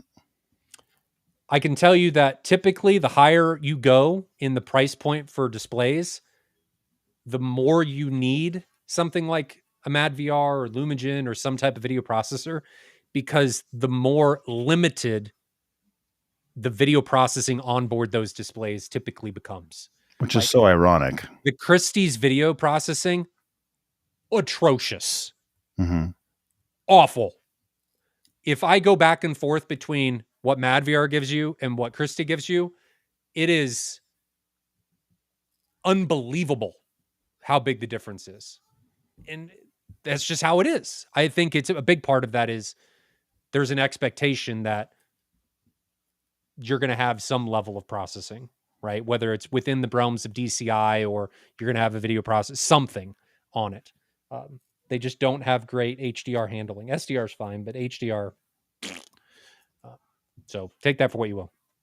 There was a super chat that I saw. Two of them. Thank Two of you them. both. Drew Arredondo, 9.99 USD. Thank you very much, my friend. Says, anyone stacking JVC projectors, how would two NZ900s stacked look? How difficult it is to keep the images lined up. That is the hard part, is keeping them lined up. Would you ever do that? You guys did some LS12000 stacking with. Yeah, I mean, I have a video on my channel, Drew. If you look up LS2000, LS12000 double stacked, you'll find it. Our results were surprisingly good with a pair of LS12000, and I think the same would apply with the NZ900. The problem is if you're doing, and I think if you had a static screen, like a static image, you could get away with it just fine. Like, truly, I think you'd get away with it just fine. The trouble would be when you started doing the auto zoom, like the memory recalls and so forth, because those recalls are never exactly perfect. I mean, you probably have watched if you've had a JVC or an Epson or anything that uses this. My Panasonic did it. All of them drift. Their auto recall memory zoom, for whatever reason, isn't exactly precise. So over the course of a dozen recalls or 50 recalls or whatever you want to do the number, it's going to drift a little bit. And if those things are drifting and not in unison, it's not going to work. It might be as bad as like the first few times it would be out of unison. So like Chirpy and I were talking about this because he was considering doing a stack of LS12000 in his room after he saw it. He has a 2.0 screen. He'd basically just have to leave it there, like calibrate it for 2.0 and let the chips fall where they may for But would everything. you, with Yes. the lower price projectors, it makes more sense. Would you spend Mhm. $60,000 on two I NZ900s, or don't would think at you that get point it makes an much sense. M4K15 or something like that? I agree with you. I think it makes more sense in that there used to be, and there still kind of is, an area where you can get a really nice projector like the LS12000 for $5,000, but it's 2,300 lumens or 2,700 lumens. But when you calibrate it, it knocks down, right? If you want something like 4 or 5,000 lumens, you got to spend 15 grand, right? Yeah, Because but when you that's the Q do, 3000. yeah, So if you get two that makes LS12000s and sense. stack Yes. them, now you're at 10,000 and you get a pretty similar image to the QL3000, and you're only spending maybe even better because you got the UV panels of the LS12000, which would give you a little bit extra black, a little extra native Double the contrast. native contrast It and wouldn't be better quite as ANSI. bright as the LS12. I'm sorry, it wouldn't be quite as bright as the QL3000, but it would have better contrast. And you're spending 10 grand. And we proved in 15 minutes of setup that you could absolutely make that happen. Like, it looked really good, and you'll see that in the video. Like, the alignment was great with very minimal setup, but it drifted even just with bass in the room. Like, Yeah. Chirpy had 421s in there, and by the time you were done with the demo clip, we had to readjust it again because Yeah. the pixel alignment jumps off so easy. So in order to make that happen with the NZ900 or the LS12000 or any of them, you'd have to engineer yourself a steel stand that didn't have any flex or bend, or like, it need to be thick gauge steel, and you'd mount them in there and like permanently mount them in there and make it so that you didn't have any lens adjustment from that point. And I think you could do it then. All right. So I think I already know the answer that you're going to give here. Two NZ900s, 6,500 lumens. I know it's not going to be that high because it's not a doubling. You're not doubling your light output. It's versus M4K15 that's going to give you 13,000 lumens. Are they about the same price then? About 50,000 each? Yeah. Type range? Well, 60-ish in I there haven't is where seen you'd that be. projector you're talking about, so I can't compare, but I do think the NZ900's double stacked would work. It would work. Okay. Take the Griffin's image versus two NZ900s.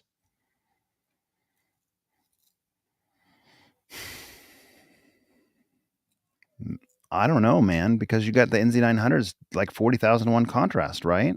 Yeah, but you just said you got to deal with stacking. You got You to got to deal deal with a lot of with a stuff. lot of stuff, and you're not getting the brightness. So big screen, don't have the brightness. I would take the M4K every day, Mhm. every time. You got new technologies coming from Christie. You got a much sharp. You got commercial level equipment going into this against consumer grade stuff, and then you're stacking them. you're adding too many failure points and variables that would drive me nuts. Mhm. It does add a lot of complication. It does. And if it works most of the time, great, until it doesn't. It I works just until it I just doesn't. I will point out, Ryan, again, 15 minutes, we had those things set up looking like a single projector. I It wasn't agree. it wasn't like some sort of, like, days-long effort like we were led to believe by people on the forum. You read on ABS forum before we did that experiment, that'll never work. It's a waste of time. No one can make that work. We w we had one hanging from the ceiling. We had one on a like, a stand that Ryan made in 10 minutes out of wood. Like, it was just like a bookshelf, basically, and it worked. It worked. I agree. I'm not saying it wouldn't work. I would just get frustrated by potentially having to go back and revisit it every time I wanted to watch something, or the Yes. base kicking it out of alignment, That would be or super frustrating. that would be the annoying part. I'm not saying it wouldn't look really good. I'm saying for a permanent solution, the more I do this, the less I want to mess with this stuff. I Yeah. want to set it up. If I want to mess with it, I want to be it on my own accord. I don't want to go mess with it. Two NZ900s, it'll look fantastic. But the benefits that you're going to gain from one, not having to mess with it, and two, having double the brightness, it just, I wouldn't, So I wouldn't Ryan mess with it. Kramer's saying the M4K 15 twice at M-Wave. That must be the one in Grimani room It then. Is was that right? M4K That was looked in great. Germany. It's a Yeah, great projector. yeah, that looked great. And there was Um, another one in the Ascendo room. okay. Yeah, I mean, that projector looks fantastic. It So, does. at that point, I'm not sure it's worth Nearly the full complication. BT, full 100% BT 2020. I mean, it's a really good projector. I wouldn't worry about it, Drew. I know what you have, and I wouldn't worry about it. Good question, though. And I Interesting. know why you're asking that question. Another super chat. High five finest 343. Thanks for the $5. Much appreciated. Thoughts on floor rising Vivid Storm 100-inch projector screens? Thinking of this for temporary use in front of an 83-inch OLED, nighttime only. Which projector? Hmm. Would you do that? No, if I had an 83-inch OLED, I'm not getting a 100-inch projector to No. put in front of it. Not a chance. Sit closer to the OLED. Yeah, not a chance, man. What's this Vivid Storm 100? Is it one of the kind of like the Chinese triple laser things? Vivid I'm Storm, assuming it's kind of like what ugh, the Valerian type thing? no, Vivid Storm's just a projector screen. Oh, Who that's not has even a one? projector company. Okay. No, no. Tell us more about why you're thinking that, man. Is there a certain need that you're not getting with your 83-inch OLED? Because the screen size difference is there, but it's not going to be that consequential, and your image quality is going to go down a lot from OLED to projector. I And wouldn't you're do still not these. getting the advantage of being able to use like a behind the screen center channel because you just No. got your OLED back there. So Yeah. I'm not sure what Don't you're. waste your money. Spend it on acoustically treating the room or putting that money into a better display or not. I mean, it seems like you've already got the OLED. So I wouldn't do that.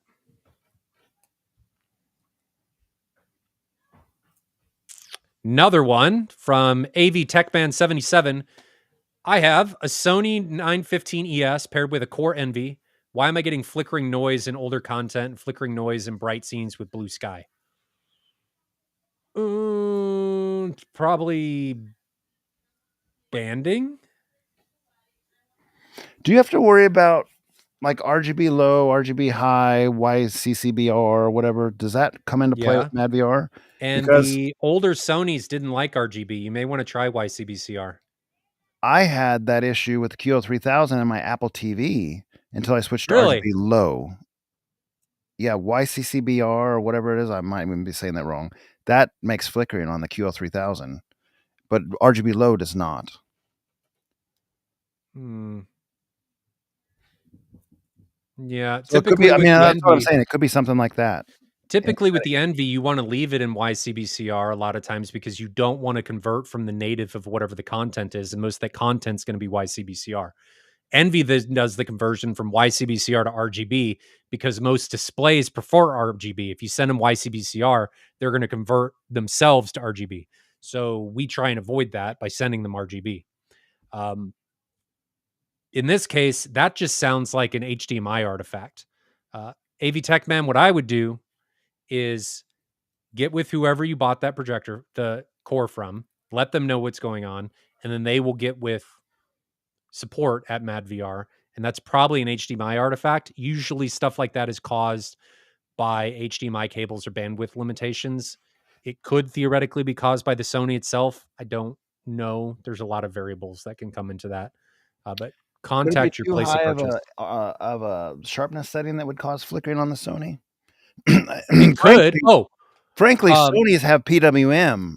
I don't think it's that. I think it might be Reality Creation Engine.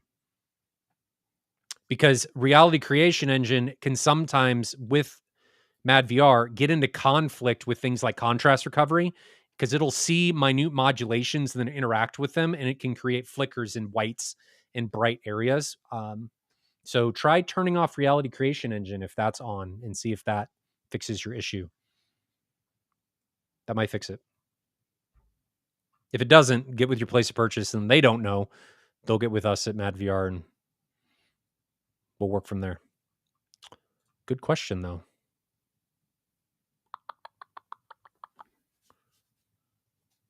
You're not starring questions, Jonathan. I did. I just starred one. Oh, you're missing them. I'm starting another one. Oh, we started at the same time. Oh, you took it away. I did. Then I put it back. Okay. So we did the QL. Paul A asks, Ryan, can you give your opinion on the difference in lines of Ascendo speakers? So how Ascendo breaks everything up, you got what I'll call the baseline, which are like your 5, your 6, your 10, your 12, and they don't make a 15 bass. But the 50, it's not really bass. It's just before they start adding modifications. The 5 and the 6 have soft dome tweeters. I think the Pro 6 uses a compression driver. The 10s and above all use compression drivers. When you go to the Pro line, you get a different cabinet, you get a different woofer. I think you get a different crossover, and you get a different tweeter. So you lessen your distortion, you increase your low end extrusion, cabinet resonance, all that stuff. And then you go from made in China to made in Germany. And then when you go from the Pro line to the Pro BE line, you then change the tweeter from their previous version of the compression driver to a beryllium based compression driver, which pushes out the distortion further out in the frequency range. That only really becomes a factor if you can hear it. If you can't hear that high, it really doesn't matter. So you've got to decide of, do I need beryllium or do I not need beryllium? I don't know. That's subjective. Because it really doesn't do a lot at the lower frequencies. I mean, I guess it can, but it's a harder metal. It pushes out the breakup higher into the frequency range so that you can't hear it as well. Chad will probably tell me I'm wrong, but it's fine. I like being corrected. Good question, though. So on this gentleman that asked earlier if he should put a 100-inch screen in front of his 83-inch OLED, we told him no way. But Paul says that he put a 150-inch Seymour in front of his OLED, and he thinks it's well worth it. But you're going from 100 to 150. Mm-hmm. That's 50 more inches. Yes, I would probably get with that. Yeah, I wouldn't do an 100 over an 83, though. No way. No way. Maybe if I didn't have the OLED already and I was trying to decide between the two, depending on my room and depending what my use case was, maybe. But if you already have the 83-inch OLED and you're thinking about going to 100, just sit closer. Wouldn't you? You look a little put out. Like, just sit closer. But wouldn't you? Wouldn't that? Yeah, I mean, you know my thoughts on OLED. I'd be there in a heartbeat if it was 120 and affordable. And yeah, you just move closer if you need to. Yeah, don't waste your money on that. In my opinion, I mean, you can do whatever you want, but I wouldn't. I would agree. Not for 100-inch. It's not worth it. I don't think a projector's worth it until you break 120 inches. Now, with how big OLEDs have gotten and TVs have gotten at the price points they have now, bigger.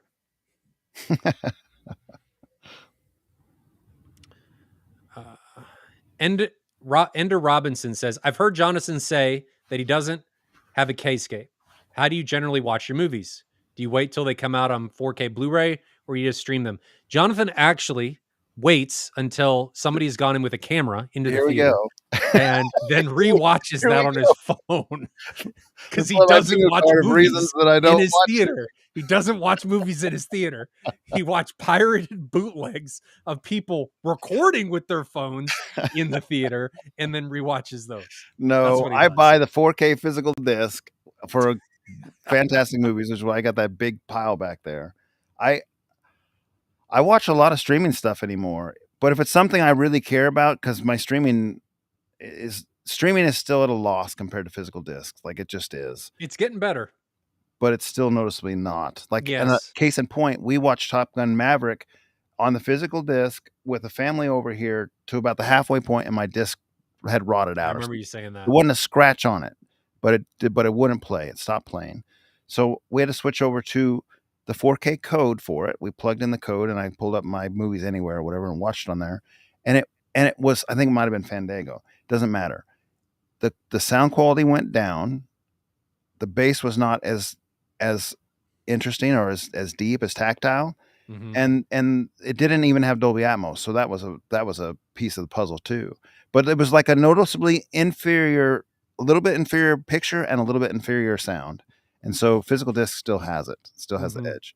So you use Clayscape, I use physical disc. It's the same thing. If it's a Mm-hmm. movie I don't care about or first time I'm watching something, I'll watch a streamed copy of it. That's okay. But if it's something I really want to showcase my theater with, it's going to be on physical disc.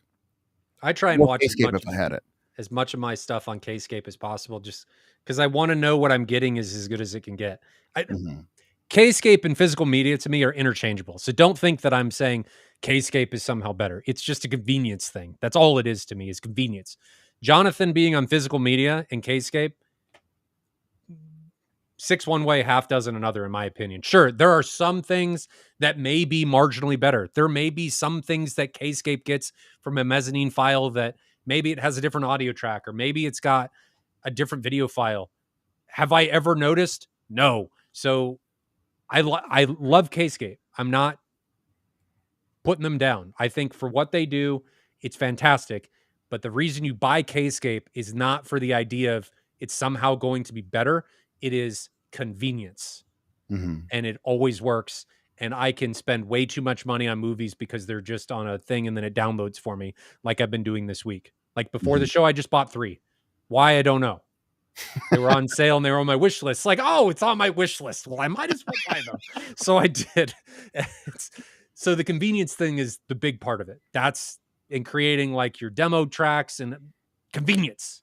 It's Mhm. not about fidelity or quality or physical media. Most of the time, I'm sure there are things, especially when you start getting to the big, big, long movies, um, where there may be a difference, but I couldn't tell you what those are because Mhm. I'm a dumb human and I'm not smart enough to notice or remember. One thing that's nice about having Kscape, I'm sure, is right now I'm looking at my desk. 1, 2, 3, 4, 5, 6, 7, 8, 9, 10, 11, 12, 13, 14, 15. I have 15 Blu-rays, UHD discs on my desk right now because that's what we've watched in the last month or so. And I get them out. Like if we have a family over and they want to watch a movie, I'll pick out like 5 of them that we can pick from. These So are my movies I've bought in the last week, and that's yeah, how much space they take up. you don't have to worry about that. Like I did, my desk is taken over by Blu-ray cases. Nope. Nope. But it's convenient. My player's right here on my left hand. I'm touching But it right on here. the flip side of It's that, there is convenient. a touch and feel nostalgic kind of thing that goes with what having physical media. Mhm. That's a big part. I don't get that in Kaleidoscape. I get a pretty cover art and I get to push a button. Woo! I get a chassis that the discs fall out of every time you touch it, this Lord of the Rings thing. Like, I'm trying to pick out the disc, and, like, 4 discs fell out all at once. I put 2 Was of them that in, 2 was more that fell out. mine that I you got from me? probably no, I think I bought this one from Amazon because they had Oh, the Atmos copy, the Dolby oh. I Atmos copy of was Lord of gonna the say, just Rings. blame me. Just blame me. When in No, some doubt, of blame yours were Ryan. eaten by dogs. Oh yeah. I had to I had to give you What the in the Ryan world? experience. Come on. That's the Ryan experience. Oh, man. Velma wasn't gonna do it for you. No, she I doesn't had eat to do my it. discs, thankfully. I had to do it. Okay. Uh, Yeah, Paul, this is not just temporarily sitting here accidentally. These are diffusers. all these all these discs are diffusers Diffusers. purposely. Next time we go to Jonathan's, you're just gonna have stacks of discs instead of it being in the case in the back of your room. They're just gonna be stacked everywhere. Here is my frequency response with the discs not in place, and here is with them in place. Oh man, yeah. Marvin Abugov says, any rumors about Epson providing a filmmaker mode for its QBQL projectors in a firmware update? Indeed, any news about an actual firmware update at all? Yeah, Marvin, it's a good question. Did you know the EU has an update for their QL projectors? And I actually contacted Epson customer support and said, "Can I install that QL 3000 update from?" Didn't they say no? They said no. Yeah. They said because it's PAL versus NTSC and they're not compatible. So I'm waiting patiently, I think, for the release to come America. I'm like, what can be taking this long? Because it was supposed to fix some bugs, Mm. and I have a couple bugs, so it'd be nice to have that. But what are they doing? I don't know. What You are have you a asking me contact at for? Epson? Give me an email from a contact at Epson you got, or you ask if you would. I don't I'll think he ask, would or you ask. appreciate that very much. Just an ask. Like, where's the firmware? What's I'll the ask him. strategy? Here, hold on. The You answer laser the bug is still there. If I change the laser setting, it goes to like a here. level you can't even get Here. to. Answer the next question, and I will send a message to my contact. All How's right, that? so here, if I He's not going to answer the next question. He's if just I going to. change the QL 3000's laser setting from 100% to anything else, after you change it a couple spots, it will go to like 5% laser brightness. You can't even get there on the remote. And to fix it, you just simply change it to another input. It's not hard. But it's like that's a bug and it's on all of them. And so like get us a firmware Epson. Come on. Overall, it's a really good projector. I really am enjoying it. But there are like that could be fixed. And there's a bug here or there, like the YC. Say it for me, Ryan. I never remember. YCCBR. YCBCR? That bug in the Apple TV. That's a known bug. So those are some of the things that it's supposed to resolve in the EU firmware. So I've been looking forward to that here. Okay, what was your question you had popped up there? We got another super chat, by the way. I'm gonna Okay. pull up I've Gabe's. asked my contact. Hold on. Oh, do Thank the super chat. Yeah. So Gabe, thanks for the super chat. We always appreciate that. Not required. When watching SDR on a JVC RS1100, so that's the NP5, why does Apple TV third gen use 444 8-bit instead of 422 10 12-bit? I've tried every setting. Because that's what it's supposed to be. It's a 444 limitation 8-bit. of HDMI. I don't think it has to, does it? Has to what? I'll have to let me text Tim and I'll ask him on his if he has to do that. No, because I don't know if he has an Apple Gen. Actually, I'm not sure he has an Apple TV. I don't. That's the only person I know with an MP5 to check the 448-bit is right. That's what it's going to use. SDR content is 8-bit. Yeah, but you can choose in the menu. Not with SDR. It's an HDMI limitation. You're stuck. Nobody believes me. He's going to go check.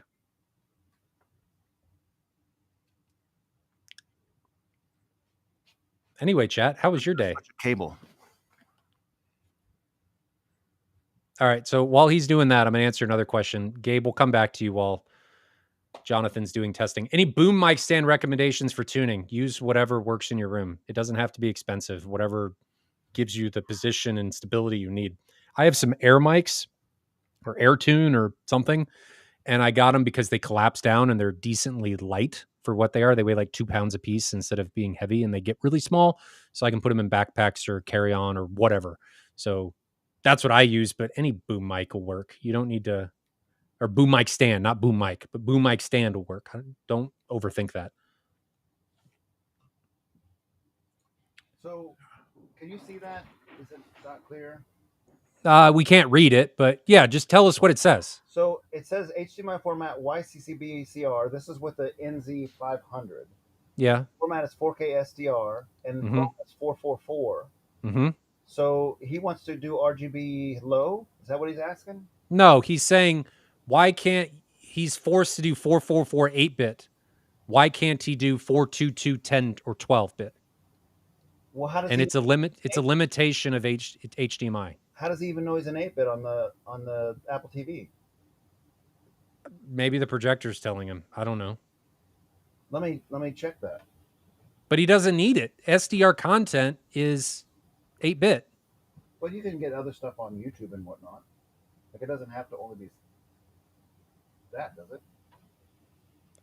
I don't know how the Apple TV's doing it. Look over there, guys. Sorry, let me just go see what I can figure out. But you're gonna get 4448 or 4208 if I remember right in the Apple. Those are your two choices. I think for HDR you can get 422 or I don't remember. Okay, so it does say 8-bit there. I got the info button up. Let's see if I can get this to look at over there. We can't read it. Okay, it does say 8-bit on RGB 8-bit. So let me change this to YCCBR. This is the question, by YCBCR. the way.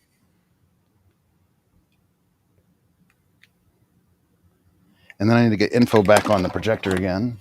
Let me see if we can do.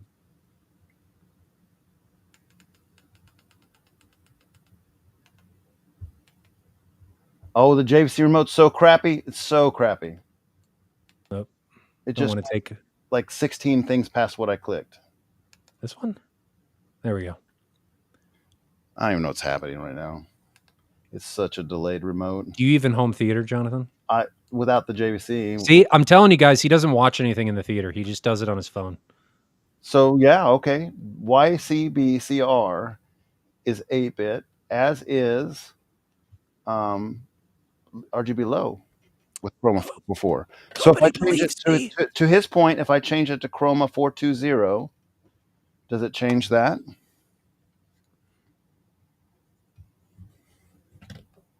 He wants 422. I don't have that as an option on this. I know, it's because it's a limitation of HDMI. Okay. It's a limitation in the EDID table. Menu, info. If I remember right. I think that's what it was. This says 8-bit 420. So yeah, it looks like it's just 8-bit on the JVC. But that doesn't make sense because my Epson says 10-bit on this. But if you go to HDR, it'll be 10-bit. Okay.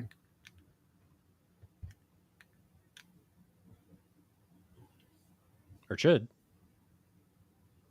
Here's HDR. And back. 422. So check that first while we're here. 422 is correct.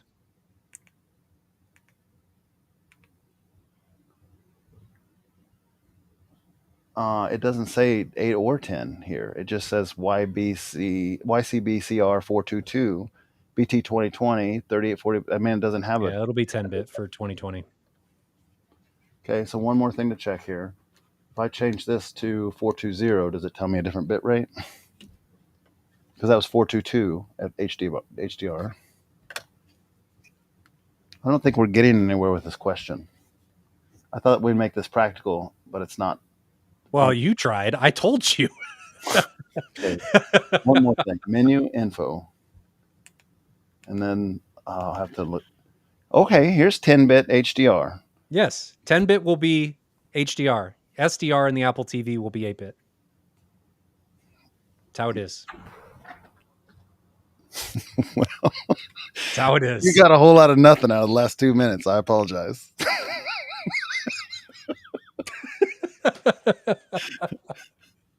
I have been in more Apple TVs than I care to admit with customers from Mad VR.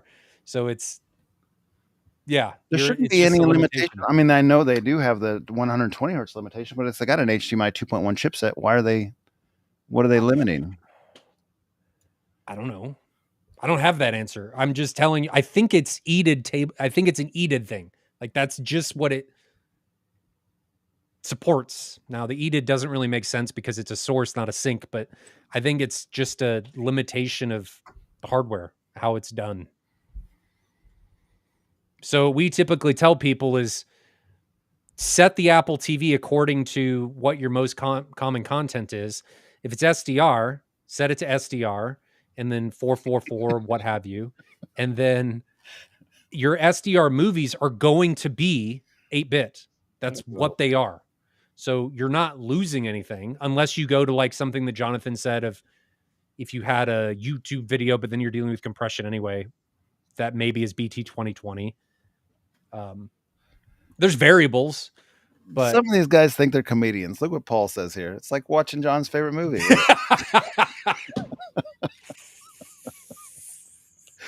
I thought it was funny. It's this Josh says it's like he's in his natural habitat. He's on first. Yeah, you should. Right. And then maybe look, JTB says this should become more of a regular thing. We need to Jonathan navigate navigating menus. Only thing we needed was the Apple TV all of a sudden raising the volume unbeknownst to anybody else, and it just going yeah. Yeah. Okay. Next question. Good question though. Have I gotten an answer from Jason? No. Okay. No answer yet.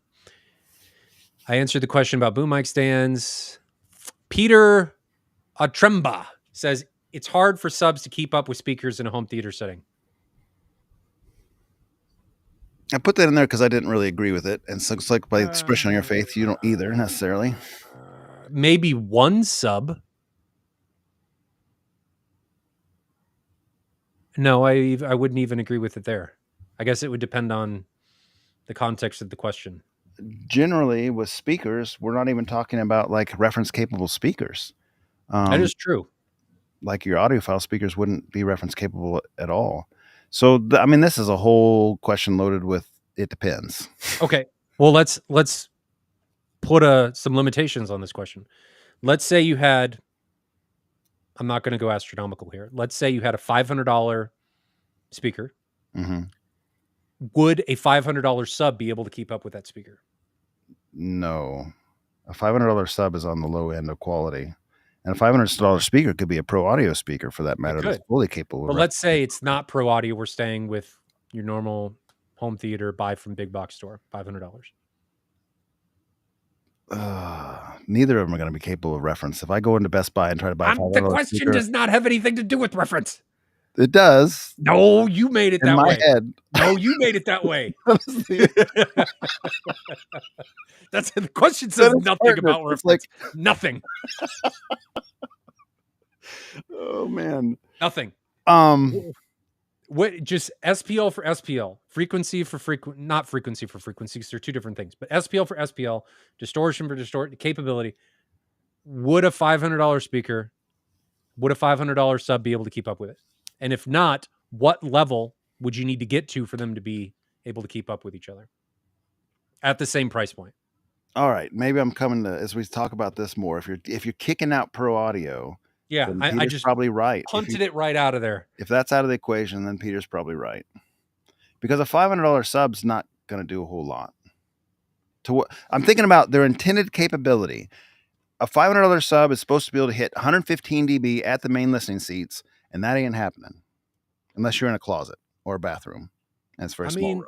You and your phone may be in a closet, so or bathroom or any other small room. I don't know because you're not in your theater. But regardless, Paul A says the Ultimax 18 is a $500 sub. Now you're introduced. You kicked out my do-it-yourself, but you're allowing in do-it-yourself. Are you kicked out with audio, but you're allowing do-it-yourself into the mix? I'm not admitting or allowing anything. I'm just saying what somebody in chat said. That's all I'm doing. Yeah. Well, I mean, there's a reason I have 11 of those things and not one. One's gonna. I mean, it all depends. There's so many depends on this. What are we talking about? Are you talking about reference down to 15 hertz? Are you talking about reference to 30 hertz? Like, what's our standard here? 20 hertz. You said reference wasn't even part of the picture at one point. Like, I'm not saying reference. I'm saying if I'm Joe Schmo in my movie experience and I'm just trying to put something together, not trying to go for reference.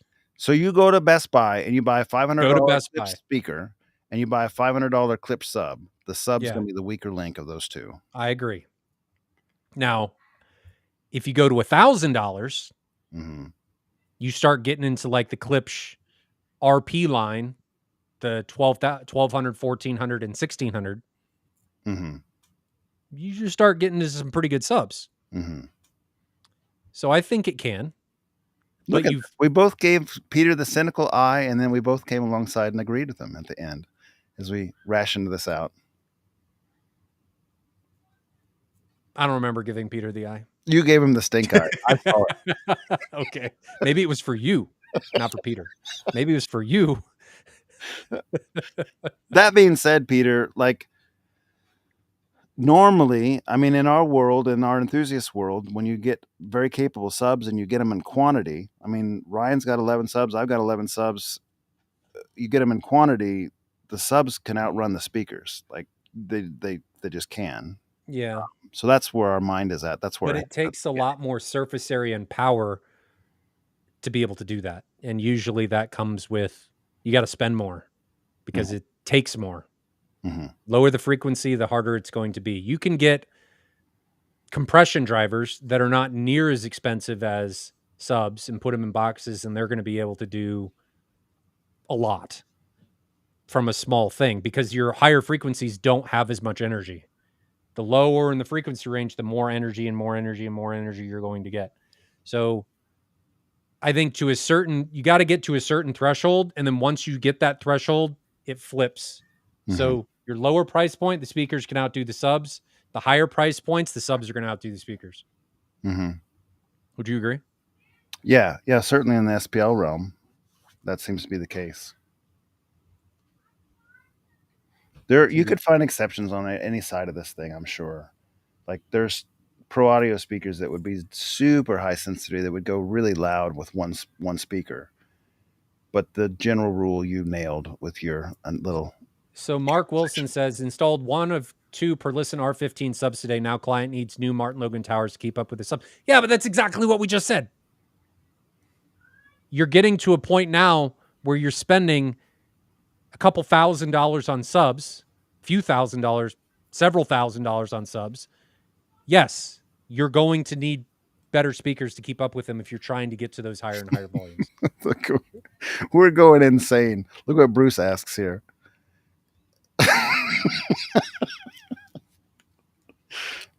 What?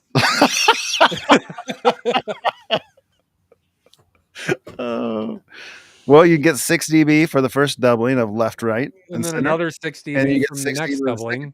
So you're 12 dB hotter.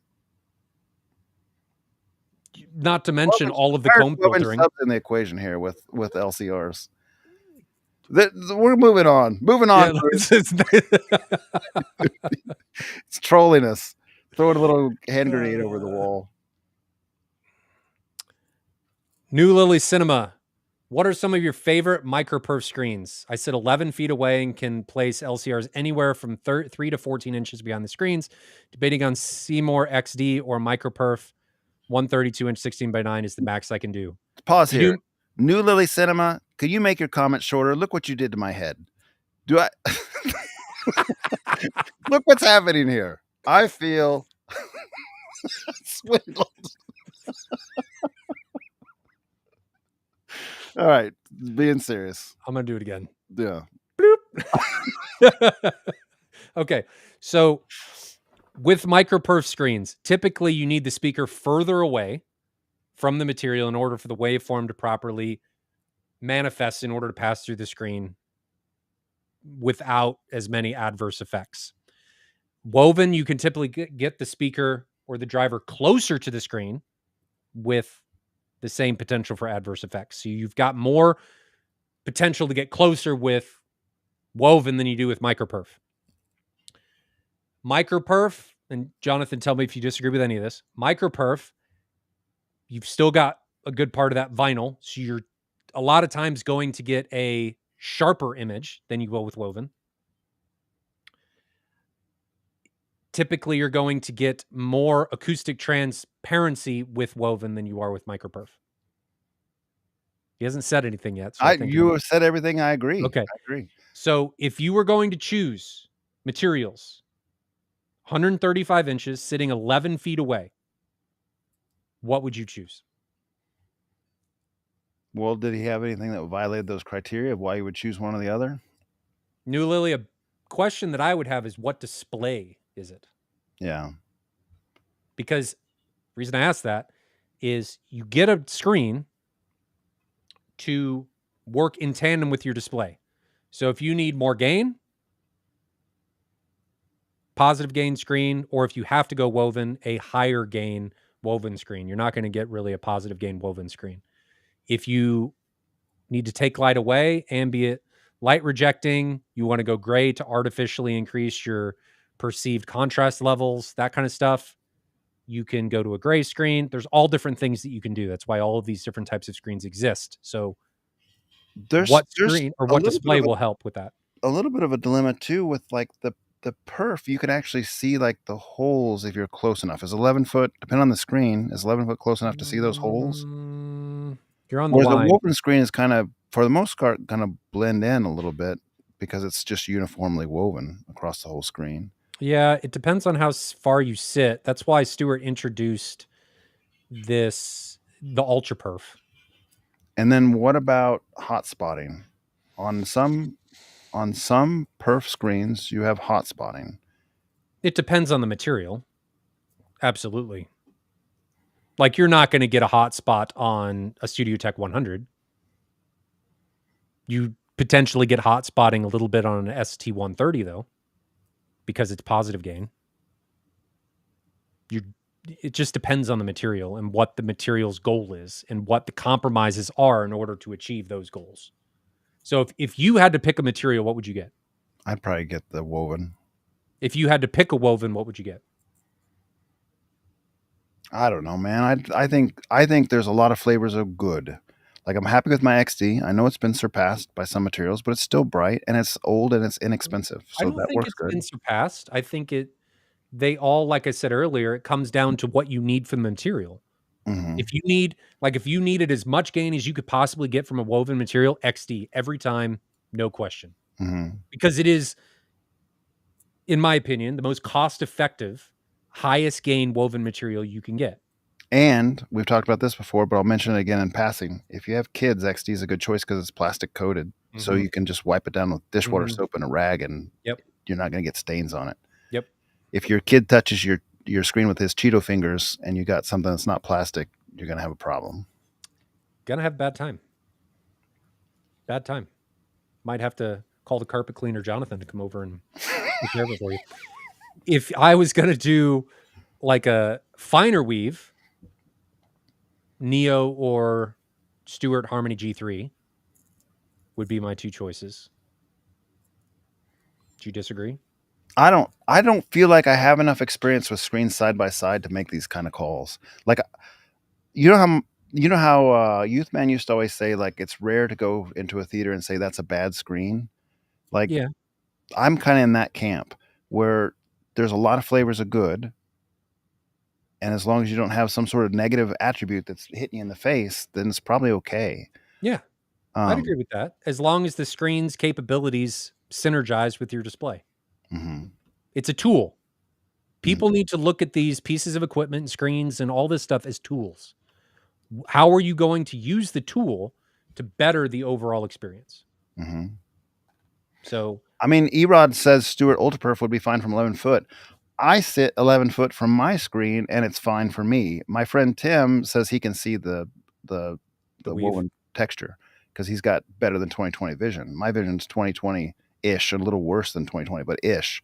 And so like I don't see it. So to me, XD is fine from 11 foot. But if you got Mhm. eagle eyes, then yeah, it's kind of another case of horses for courses. Like you pick the Yeah, like, material. I can't use microperf from my 9 feet. I haven't tested Ultra. Um, did I test Ultra? No, we did test Ultra, and I could see it because I'm sitting close and I'm using light cannon. So, New Lily says, "I currently have a 50/50 UB, hoping to get an NZ500 at some point." So, 135, I would say positive gain is a benefit because you and I are moving towards brighter and brighter images. Hmm. So, I would say if you're doing woven, Seymour XD, or if you're doing perf, the ST100 and ST130 are, I think, the best perf screens on the market. I mean, the ST100 is like the benchmark screen. That is Hmm. the reference. It is one gain. That is what it is. And the ST130 is 1.3. Stuart, what they say is what you get. It's been measured. That's how it is. So if you're going to go perf, Stuart, if you're going weave to get the most gain you possibly can or lose as little gain, because woven, you're going to lose gain because even with the XD, we say it's the brightest. It's still going to be a 0.85. So I would do Seymour XD, or if you're going perf, I would do an ST100 or ST130. If you need neutral, if you don't need neutral and you need an ambient light rejecting, that throws a whole nother wrench in everything. I'm going to pull this comment that just came in and up, and I want to ask. So you're using NZ500 with Ultra Perf. Do you see any hot spotting? I mean, I don't know that you do or don't. I'm not suggesting that you don't see it or you're expected to see it. I'm asking, do you see it? So just a neutral question, like a curiosity question. And I'll let him reply. We can move on, but I'm just curious what Goddard says about that. I think the 130 and an NZ500 is a great combination because the 0.3 gain that you get from it, it's actually 0.2 because you're losing some to the perf, is very helpful with the limited light that the NZ500 provides, in my opinion. Anything else before we move on from this question? Nah, but Goddard, tell me if you see any hot spotting. I'm still curious. He says works well, so I'm assuming no. Oh, we lost Jonathan's half of his face again.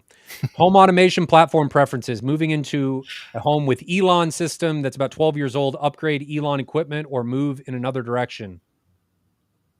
Trying to think of a way to visualize this. Take Elon. Okay. This is Elon.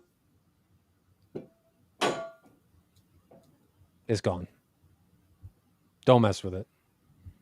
I wouldn't do it. I've used them all. It's not worth the pain. Just, they're annoying. And I'm a dealer.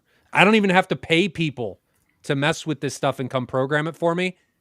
And I still think they're annoying. Just don't do it. The route you go, Home Assistant is awesome. It's free. You got to put it on like a Raspberry Pi or some other type of server. It's got a learning curve. If you're at all tech savvy or okay reading and learning, there's a lot of documentation on it.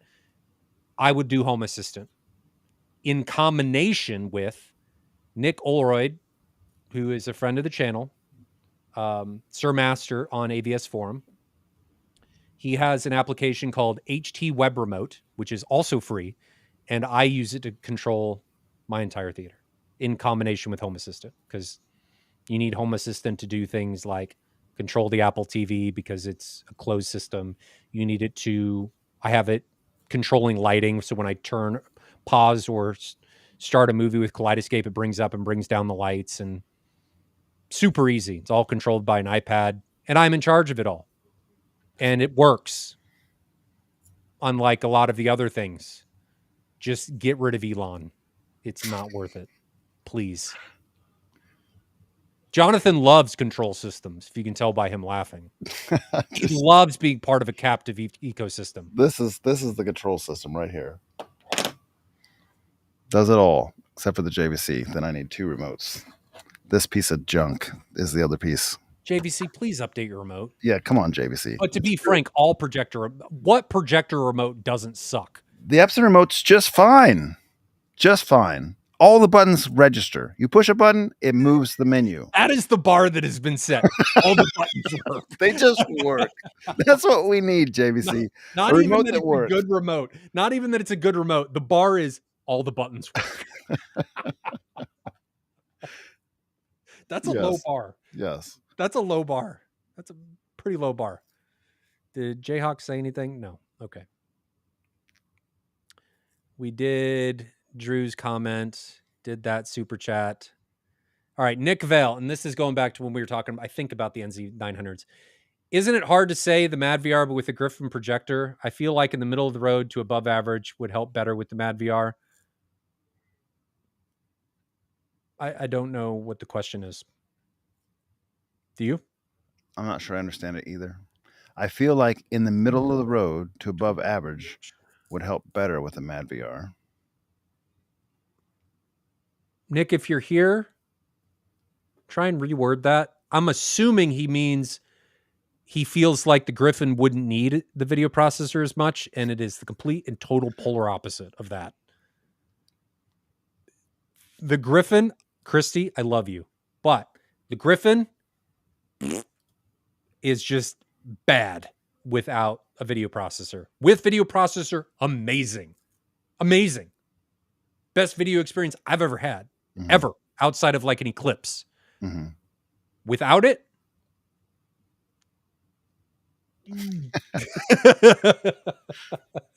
it's bad.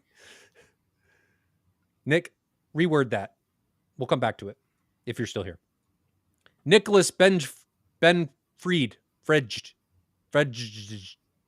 something, Fred. How do you guys feel about the pursuit of finding the most cinema accurate sound? Some people swear that for some movies, the DVD or Laserdisc sounds better, has more bass than the modern remix for Atmos. So there's channel count things that talk about the activity in different movies with modern discs, but I've never seen anyone compare them with like Laserdisc versus DVD versus Blu-ray versus UHD. Have you seen anything like that? Mm-mm. But to his question, that just comes down to the mastering. Mm-hmm. You could have a more cinema-esque mastering on a UHD just as well as you can on a DVD.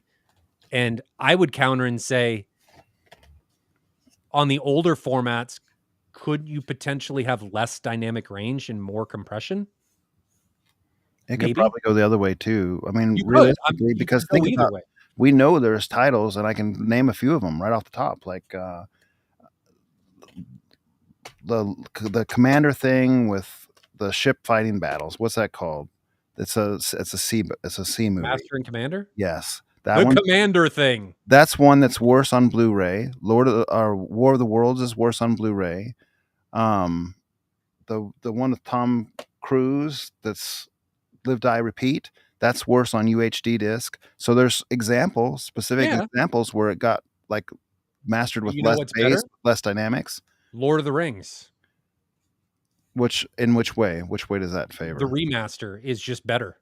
So the Lord of the Rings is a great example. I have like 4 physical copies of Blu-rays of Lord of the Rings, and they're all mastered differently. Yes. And so this Dolby Atmos one is supposed to be the best one. I have one that's mastered in 6.1 DTS, whatever the 6.1 was. The one in the new one, the remaster on UHD is phenomenal. Yeah, phenomenal. Yeah. But I don't think it's just limited to older formats. This could go even in same format when they re-release something. It could be totally different. Mm-hmm. All depends on what mastering was done.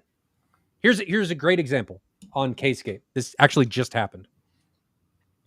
They released a new audio track for Pacific Rim on Kscape, and it got quiet. Like so quiet that people were complaining about it from the previous mastering. So they're fixing it and going back. So I think a lot of this, I would be shocked if this wasn't true because of how often I've seen this, not just with Kscape, but with other things. I think a lot of these mastering issues, or at least some of them, come from mistakes in the publishing house when they're being pushed to physical media. And they make it through because of the things that I've seen or heard in this case. So I wouldn't limit that to just older formats versus new formats. I would put it in the same format that things can be very different. It doesn't really make sense that things should get worse. Somebody stinks at their job to take a movie and remaster it in 4K and put a lesser audio track on it. And that has happened several times. And you think, like, how does that happen? Like, where they take some of the dynamic range out, or they remove some of the deep bass, they filter it. Like, why is a studio doing that? Is it targeted? Are they saying let's save money somehow, or is it just like they don't care? I don't have an answer for that. It's wild that it happens at all. Yeah. I wouldn't go with cinema accurate because a lot of my cinema experiences suck. So I wouldn't want cinema accurate. I want the best it can be. Give me the raw data. Give me however they wanted it an object here, not how it's supposed to sound in a commercial cinema, Mm-hmm. because we don't know. Because as we talked about at the beginning of this stream, there is no body that is telling people or holding people accountable. This is how it needs to be. That doesn't Mm-hmm. happen. So just put things where when they're mastering it, they should be, and don't mess with it. That's what I would do. I think MW is right, and we've talked about this before in different circles, including on AVS forum. There's some discussion on this where it's just talking about like in the case of Live Die Repeat or that Tom Cruise movie we were talking about, where they filtered it at 30 hertz. There's some concern that that was wrecking people's systems, and I agree. Yes. they don't want to have that responsibility or whatnot. Yes. So they filter it out, which that stinks. Like, don't do that, please. And Brian Kramer brings up an excellent point too, that the general public hates the loud fluctuations of volume. They don't like dynamic range. Yeah, and that feeds into Randy's comment, which is just next. It says a lot of people play back these videos and cinema content on their phones and iPads, and the dynamic range doesn't work well for those devices. And you know why it doesn't work well? Distortion. The quarter-inch speaker in the iPad or whatever. Yeah. I mean, that's how you watch, so I'm sure you're well aware of that. But subtitles don't have distortion, Ryan. Come on. Object coming out of left channel. Oh, man. Good question, though. Arid says, have you ever heard a room that has 4 subs, but they are set up as 2 by daisy chaining 2 subs together with RCA connections? Sure. Can they still even out room response effectively after DIRAC? Oh, now adds a little bit of a pivot point at the end there. So I just did a calibration here in the Kansas City area. I'm not going to say who. The room turned out well after we were done. But the reason I bring this up is because there were 4 subs in this room. And we talk about a lot how more subs typically leads to a better experience. In this case, 4 subs led to a worse experience because they were all fighting each other. So it was frequency response just looked like a bunch of all over the place.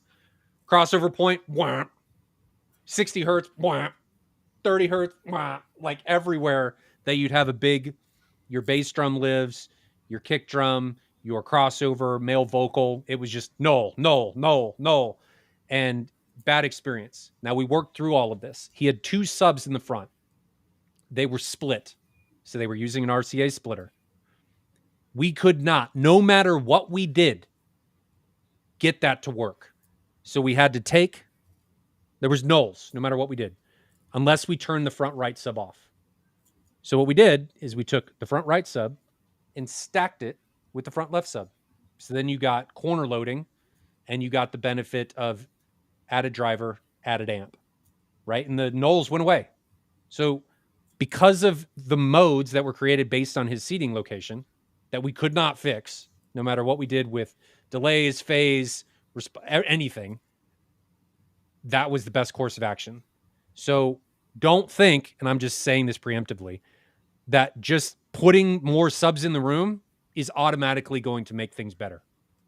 There are things that need to happen in order for that to work, because there are certain situations where it can very easily make things worse, especially when you're using splitters.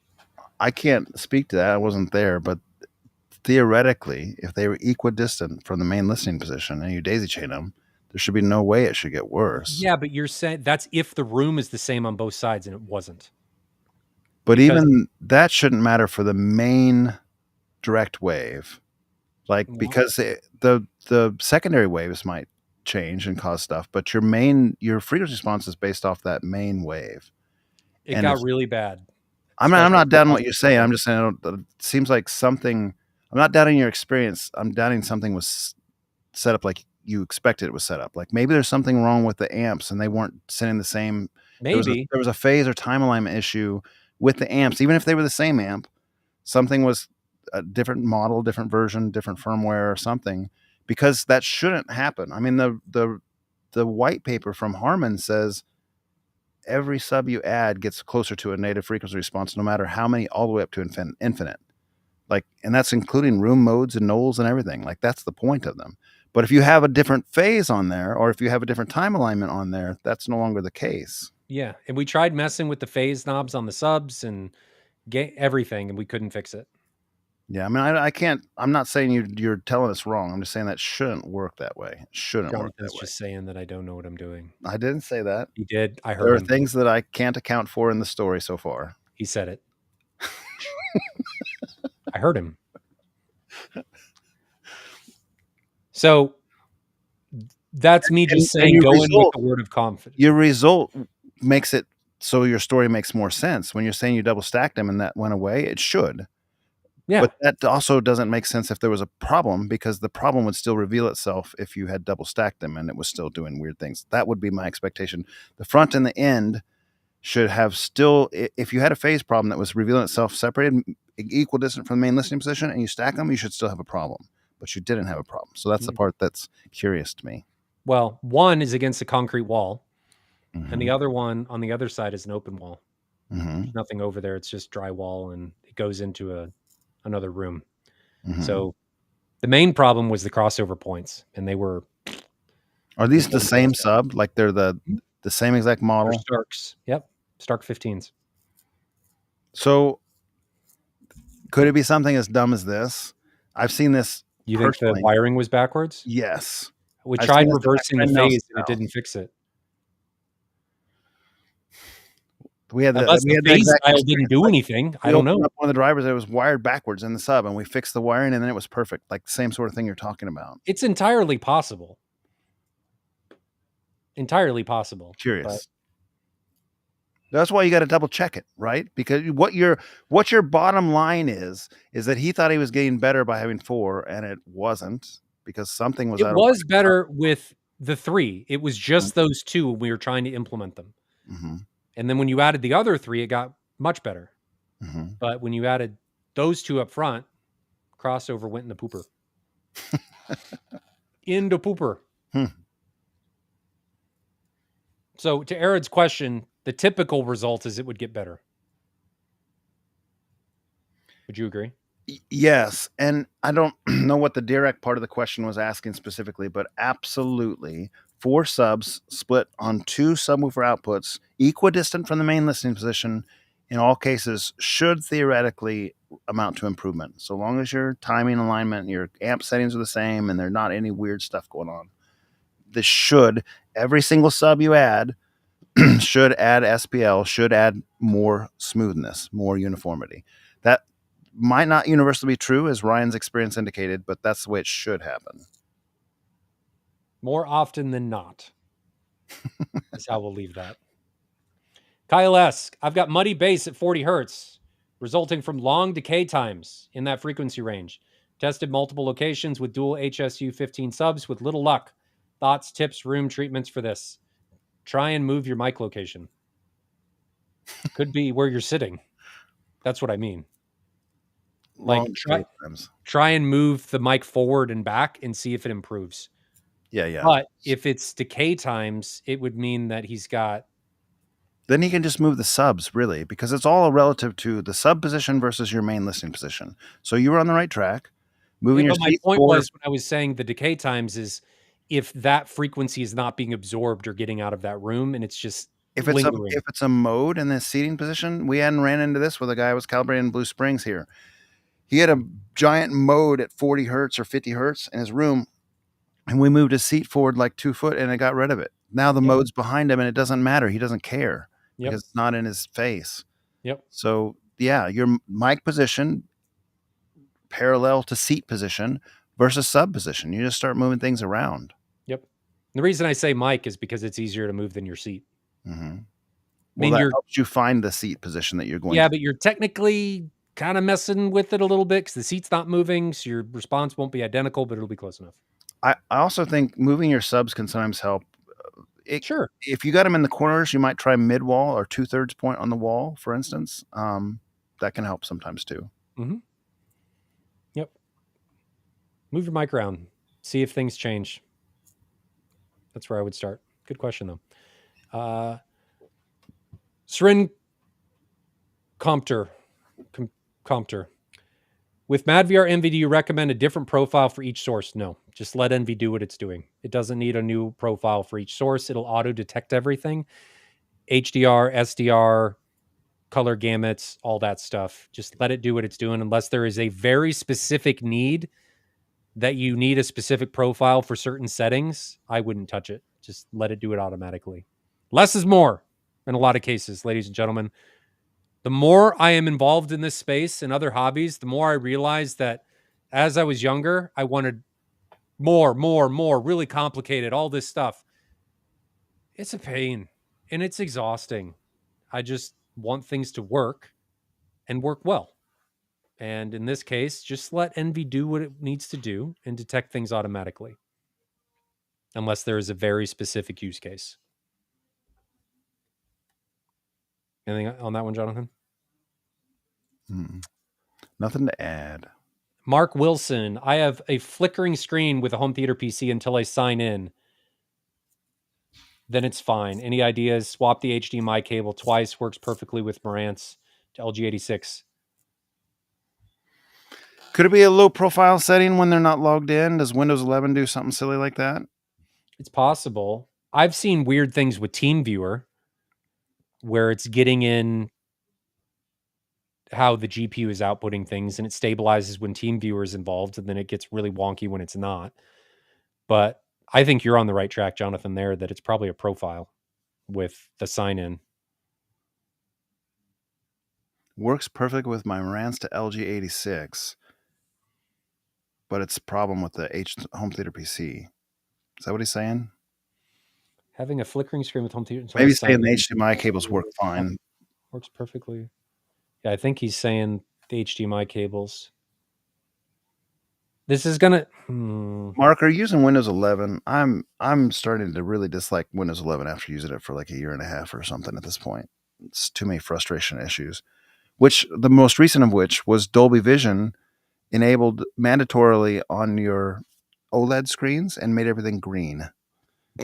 Just randomly. And I go on Reddit and everyone's complaining about it. And it's like, Microsoft, come on. The other thing to try would be to use if you have a GPU in this computer, would be to use a DisplayPort to HDMI dongle and come out of the DisplayPort on the GPU and run into the HDMI, because your clocks can change, the voltages can change, all kinds of stuff. And you may just be running into an HDMI artifact that it could exist because of X, Y, or Z reason on the login screen. The guy who hates HDMI with a passion says add a dongle to make it even more complicated. And go to DisplayPort. Yeah. That's actually solved problems for us because the voltage has changed. It's stupid. It's dumb. But it's worth testing, right? It's easier to test than another GPU. Just test another port. Yeah. I think you're on to it with profiles, though. That's just a guess. I don't know. Good luck, Mark. I don't know either. We wish you well. That's not fun to troubleshoot. I'm sorry. Godspeed. John Durant, making my own acoustic panels, 6 to 8 inches thick, to cover my entire wall behind my front stage. Better to use the light pink fluffy or dense rigid safe and sound insulation. I'd use the rigid safe and sound insulation just so you don't have to mess with pink fluffy. It's nasty to mess with. Like, I think Rockwell Safe and Sound is grosser to mess with than pink fluffy. It doesn't make you itch, does it? Mine doesn't. Oh yeah. No. Rockwell Safe and Sound, absolutely. It's gross. Not to the same degree as pink fluffy, man. Pink fluffy's not nearly as bad. Are we talking about the same stuff? Are you talking about like Owens Corning? No, I'm talking about this. Jonathan left again.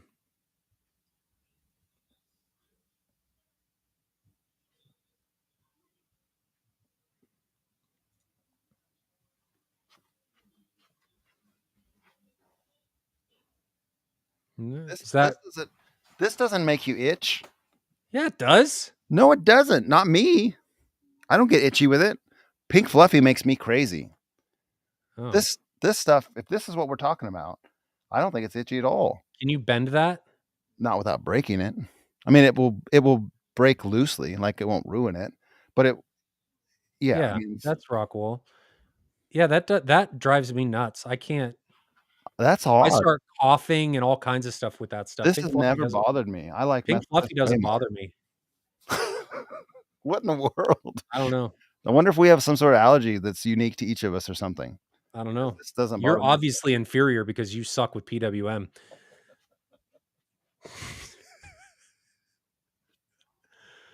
Uh,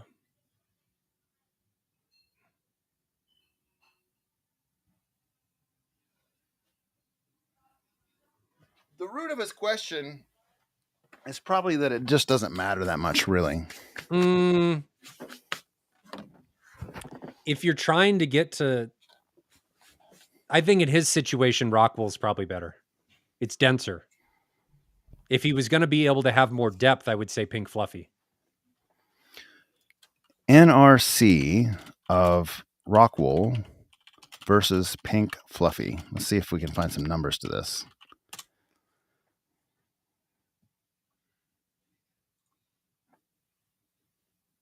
Probably not on the fly. Absorption coefficients. Bob's Gold. Here we go. I've heard of this site before. Rockwool.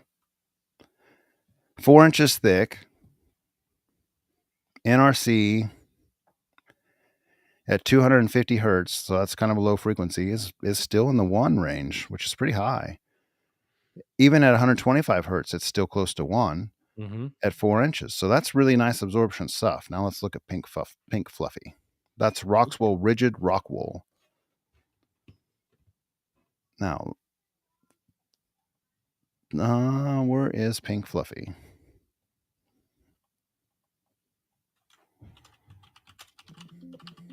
Should be like R28, R13, R38. I'm not finding it by those names. What's the company that makes it? It's like a Pink Panther logo, right? What's the company? Here, I'll share my screen. The chat can tell us. Share screen. If you guys haven't seen this site, this is one on AVS Forum they always talk about. Can you see this okay, Ryan? Did it zoom in okay? So there's Owens Corning. Go up. It's fiberglass. Go up, go up, go up. Well, so rigid. Owen Corning is what the Pink Fluffy is? No. Does chat know what's the Pink Fluffy I'm stuff? looking for R factors. So, I mean, these are the Oh, NRC ratings here. I guess it depends on Owens Corning and which one it is. I don't know which one it is. It's Owens Corning, though. Okay, well, I'm heading back up at the top because we're getting into lesser known ones, I think, as I go down. And now my mouse is gone. Where's my wheel? Here it is. Okay, so back at the top, here's Owens Corning. If we look at 4-inch, I mean, it's got like 703 is not Pink Fluffy. 704, like that stuff is that stuff's rigid fiberglass. Yeah. Oh, okay, it says rigid fiberglass. Let's go down here. So is this not rigid fiberglass? This is bats. This is Those probably are more sound liberal. attenuation bats. So this is there. It is down one. Decent. Owens Corning fiberglass bats, fluffy pink. Okay, here we go. That's them. So we're talking. I don't know where my mouse keeps going. Here we go. I think my battery must be dying on my mouse. So we're looking at like 3.5 inch. These numbers are less on the low end of absorption. So if you want the most absorption, this is what you're kind of looking at. Here's unfaced versus paper out. But he's looking at 6-inch, he said. And these numbers still aren't as high as the Rockwool. Mm-hmm. They were at the 1.0 range and above. I don't think you're going to tell the difference. I don't think anyone's going to tell the difference between a 0.96 and a 1.03 type thing. Like, no, it's just they're not not going to be determined. You're not going to know it. They're not. So here's Rockwool. I mean, if we highlight one of these things that's like unfaced, let's look at a 6-inch here. Just pick that one. And then we go down to one of these 4-inch Rockwools and we compare it. you know, I mean, here's like safe and sound. You're at 1.03. So you're not going to know that. Like, don't worry about it. Get which one doesn't make you itchy. So it seems like we have a disagreement on which one makes you Well, itchy. but if you do pink fluffy, do not compress it. Let Correct. it be in its native, however it wants to be. Can I get these kind of shown at the same time? So we're looking at something like this. So the third row from the bottom, basically, it's 6-inch R19. And you're probably talking, frankly, you're probably talking this one because it's on wall. So the fourth one up versus like safe and sound is what people use. And that's 4 inches. They don't even have 6 inches in here. So you can tell the rock wool has better absorption characteristics because at 2 inches thinner, it's doing higher numbers at the lower frequency. So if you want true full absorption, probably do the rock wool. Here's safe and sound, 3 inches. I don't know. At any rate, you can study this more than we can do on this podcast. Bobgolds.com, absorption coefficients.htm. I'll put it in chat. It's a good place to go explore.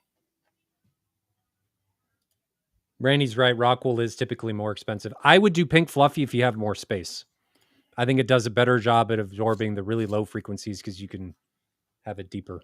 Man, my thing with pink fluffy is it's so nasty to work with for me that like if I have it in place, I don't ever want to mess with it again. Like it makes me cough for 2 or 3 days. It makes my arms itch That's for how 2 or 3 rock days. wool is for me if I'm moving How it and cutting strange. it and doing all that stuff.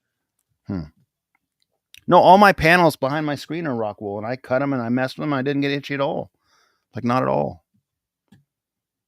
It's gross for me. Interesting. Who knew? You're obviously wrong. Our pores are different sized or something. I don't know. We did the super chat with Gabe Collins already. Last Look how many question. people said Owens Corning on the chat. I was I asking. know. They all said it. See, they're all paying attention when we say something What were you wrong. doing during that time? You're supposed to be guiding me. Trying to figure it out. I said Owens Corning. See, when I say something and provide a correction, he's like, "You didn't say anything. Where were you?" Obviously, not here. Not here. Last question. Vishal27 says, might be a dumb question. There are no dumb questions. I may make fun of you for it, but there's no dumb questions. Might be a dumb question, but can you run 2 or 4 18-inch subs Dayton Ultimax on a single amp circuit, or do you need 2 20 amps? Correct answer is, can you run 4 or 8 on a single 15-amp circuit? I ran 8 of my UM1822s on one single 20-amp circuit for years, for a His house decade. burned down. And I only ever tripped that breaker one time. One time. So yes, you can. Yeah. Here's the thing.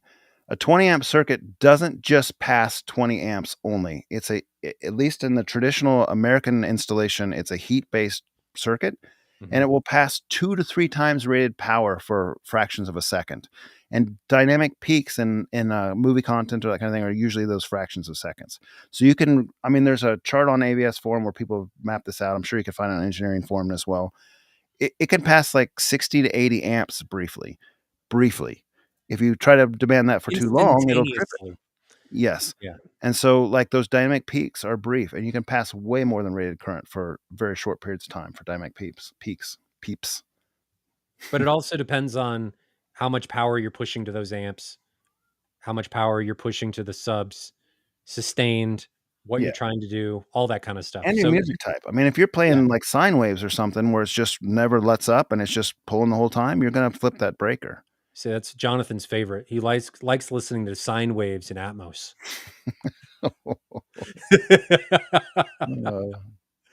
But yeah, you can. There's a lot of variables, but you can for sure.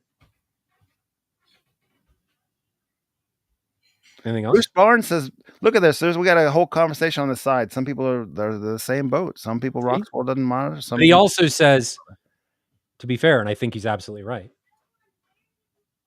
because it makes me feel like I'm right. Maybe he's wrong, but I'm going to say he's right because it makes me feel like I'm right. It's like cilantro. It either works one way or the other. Either one makes you itchy, or the other one does.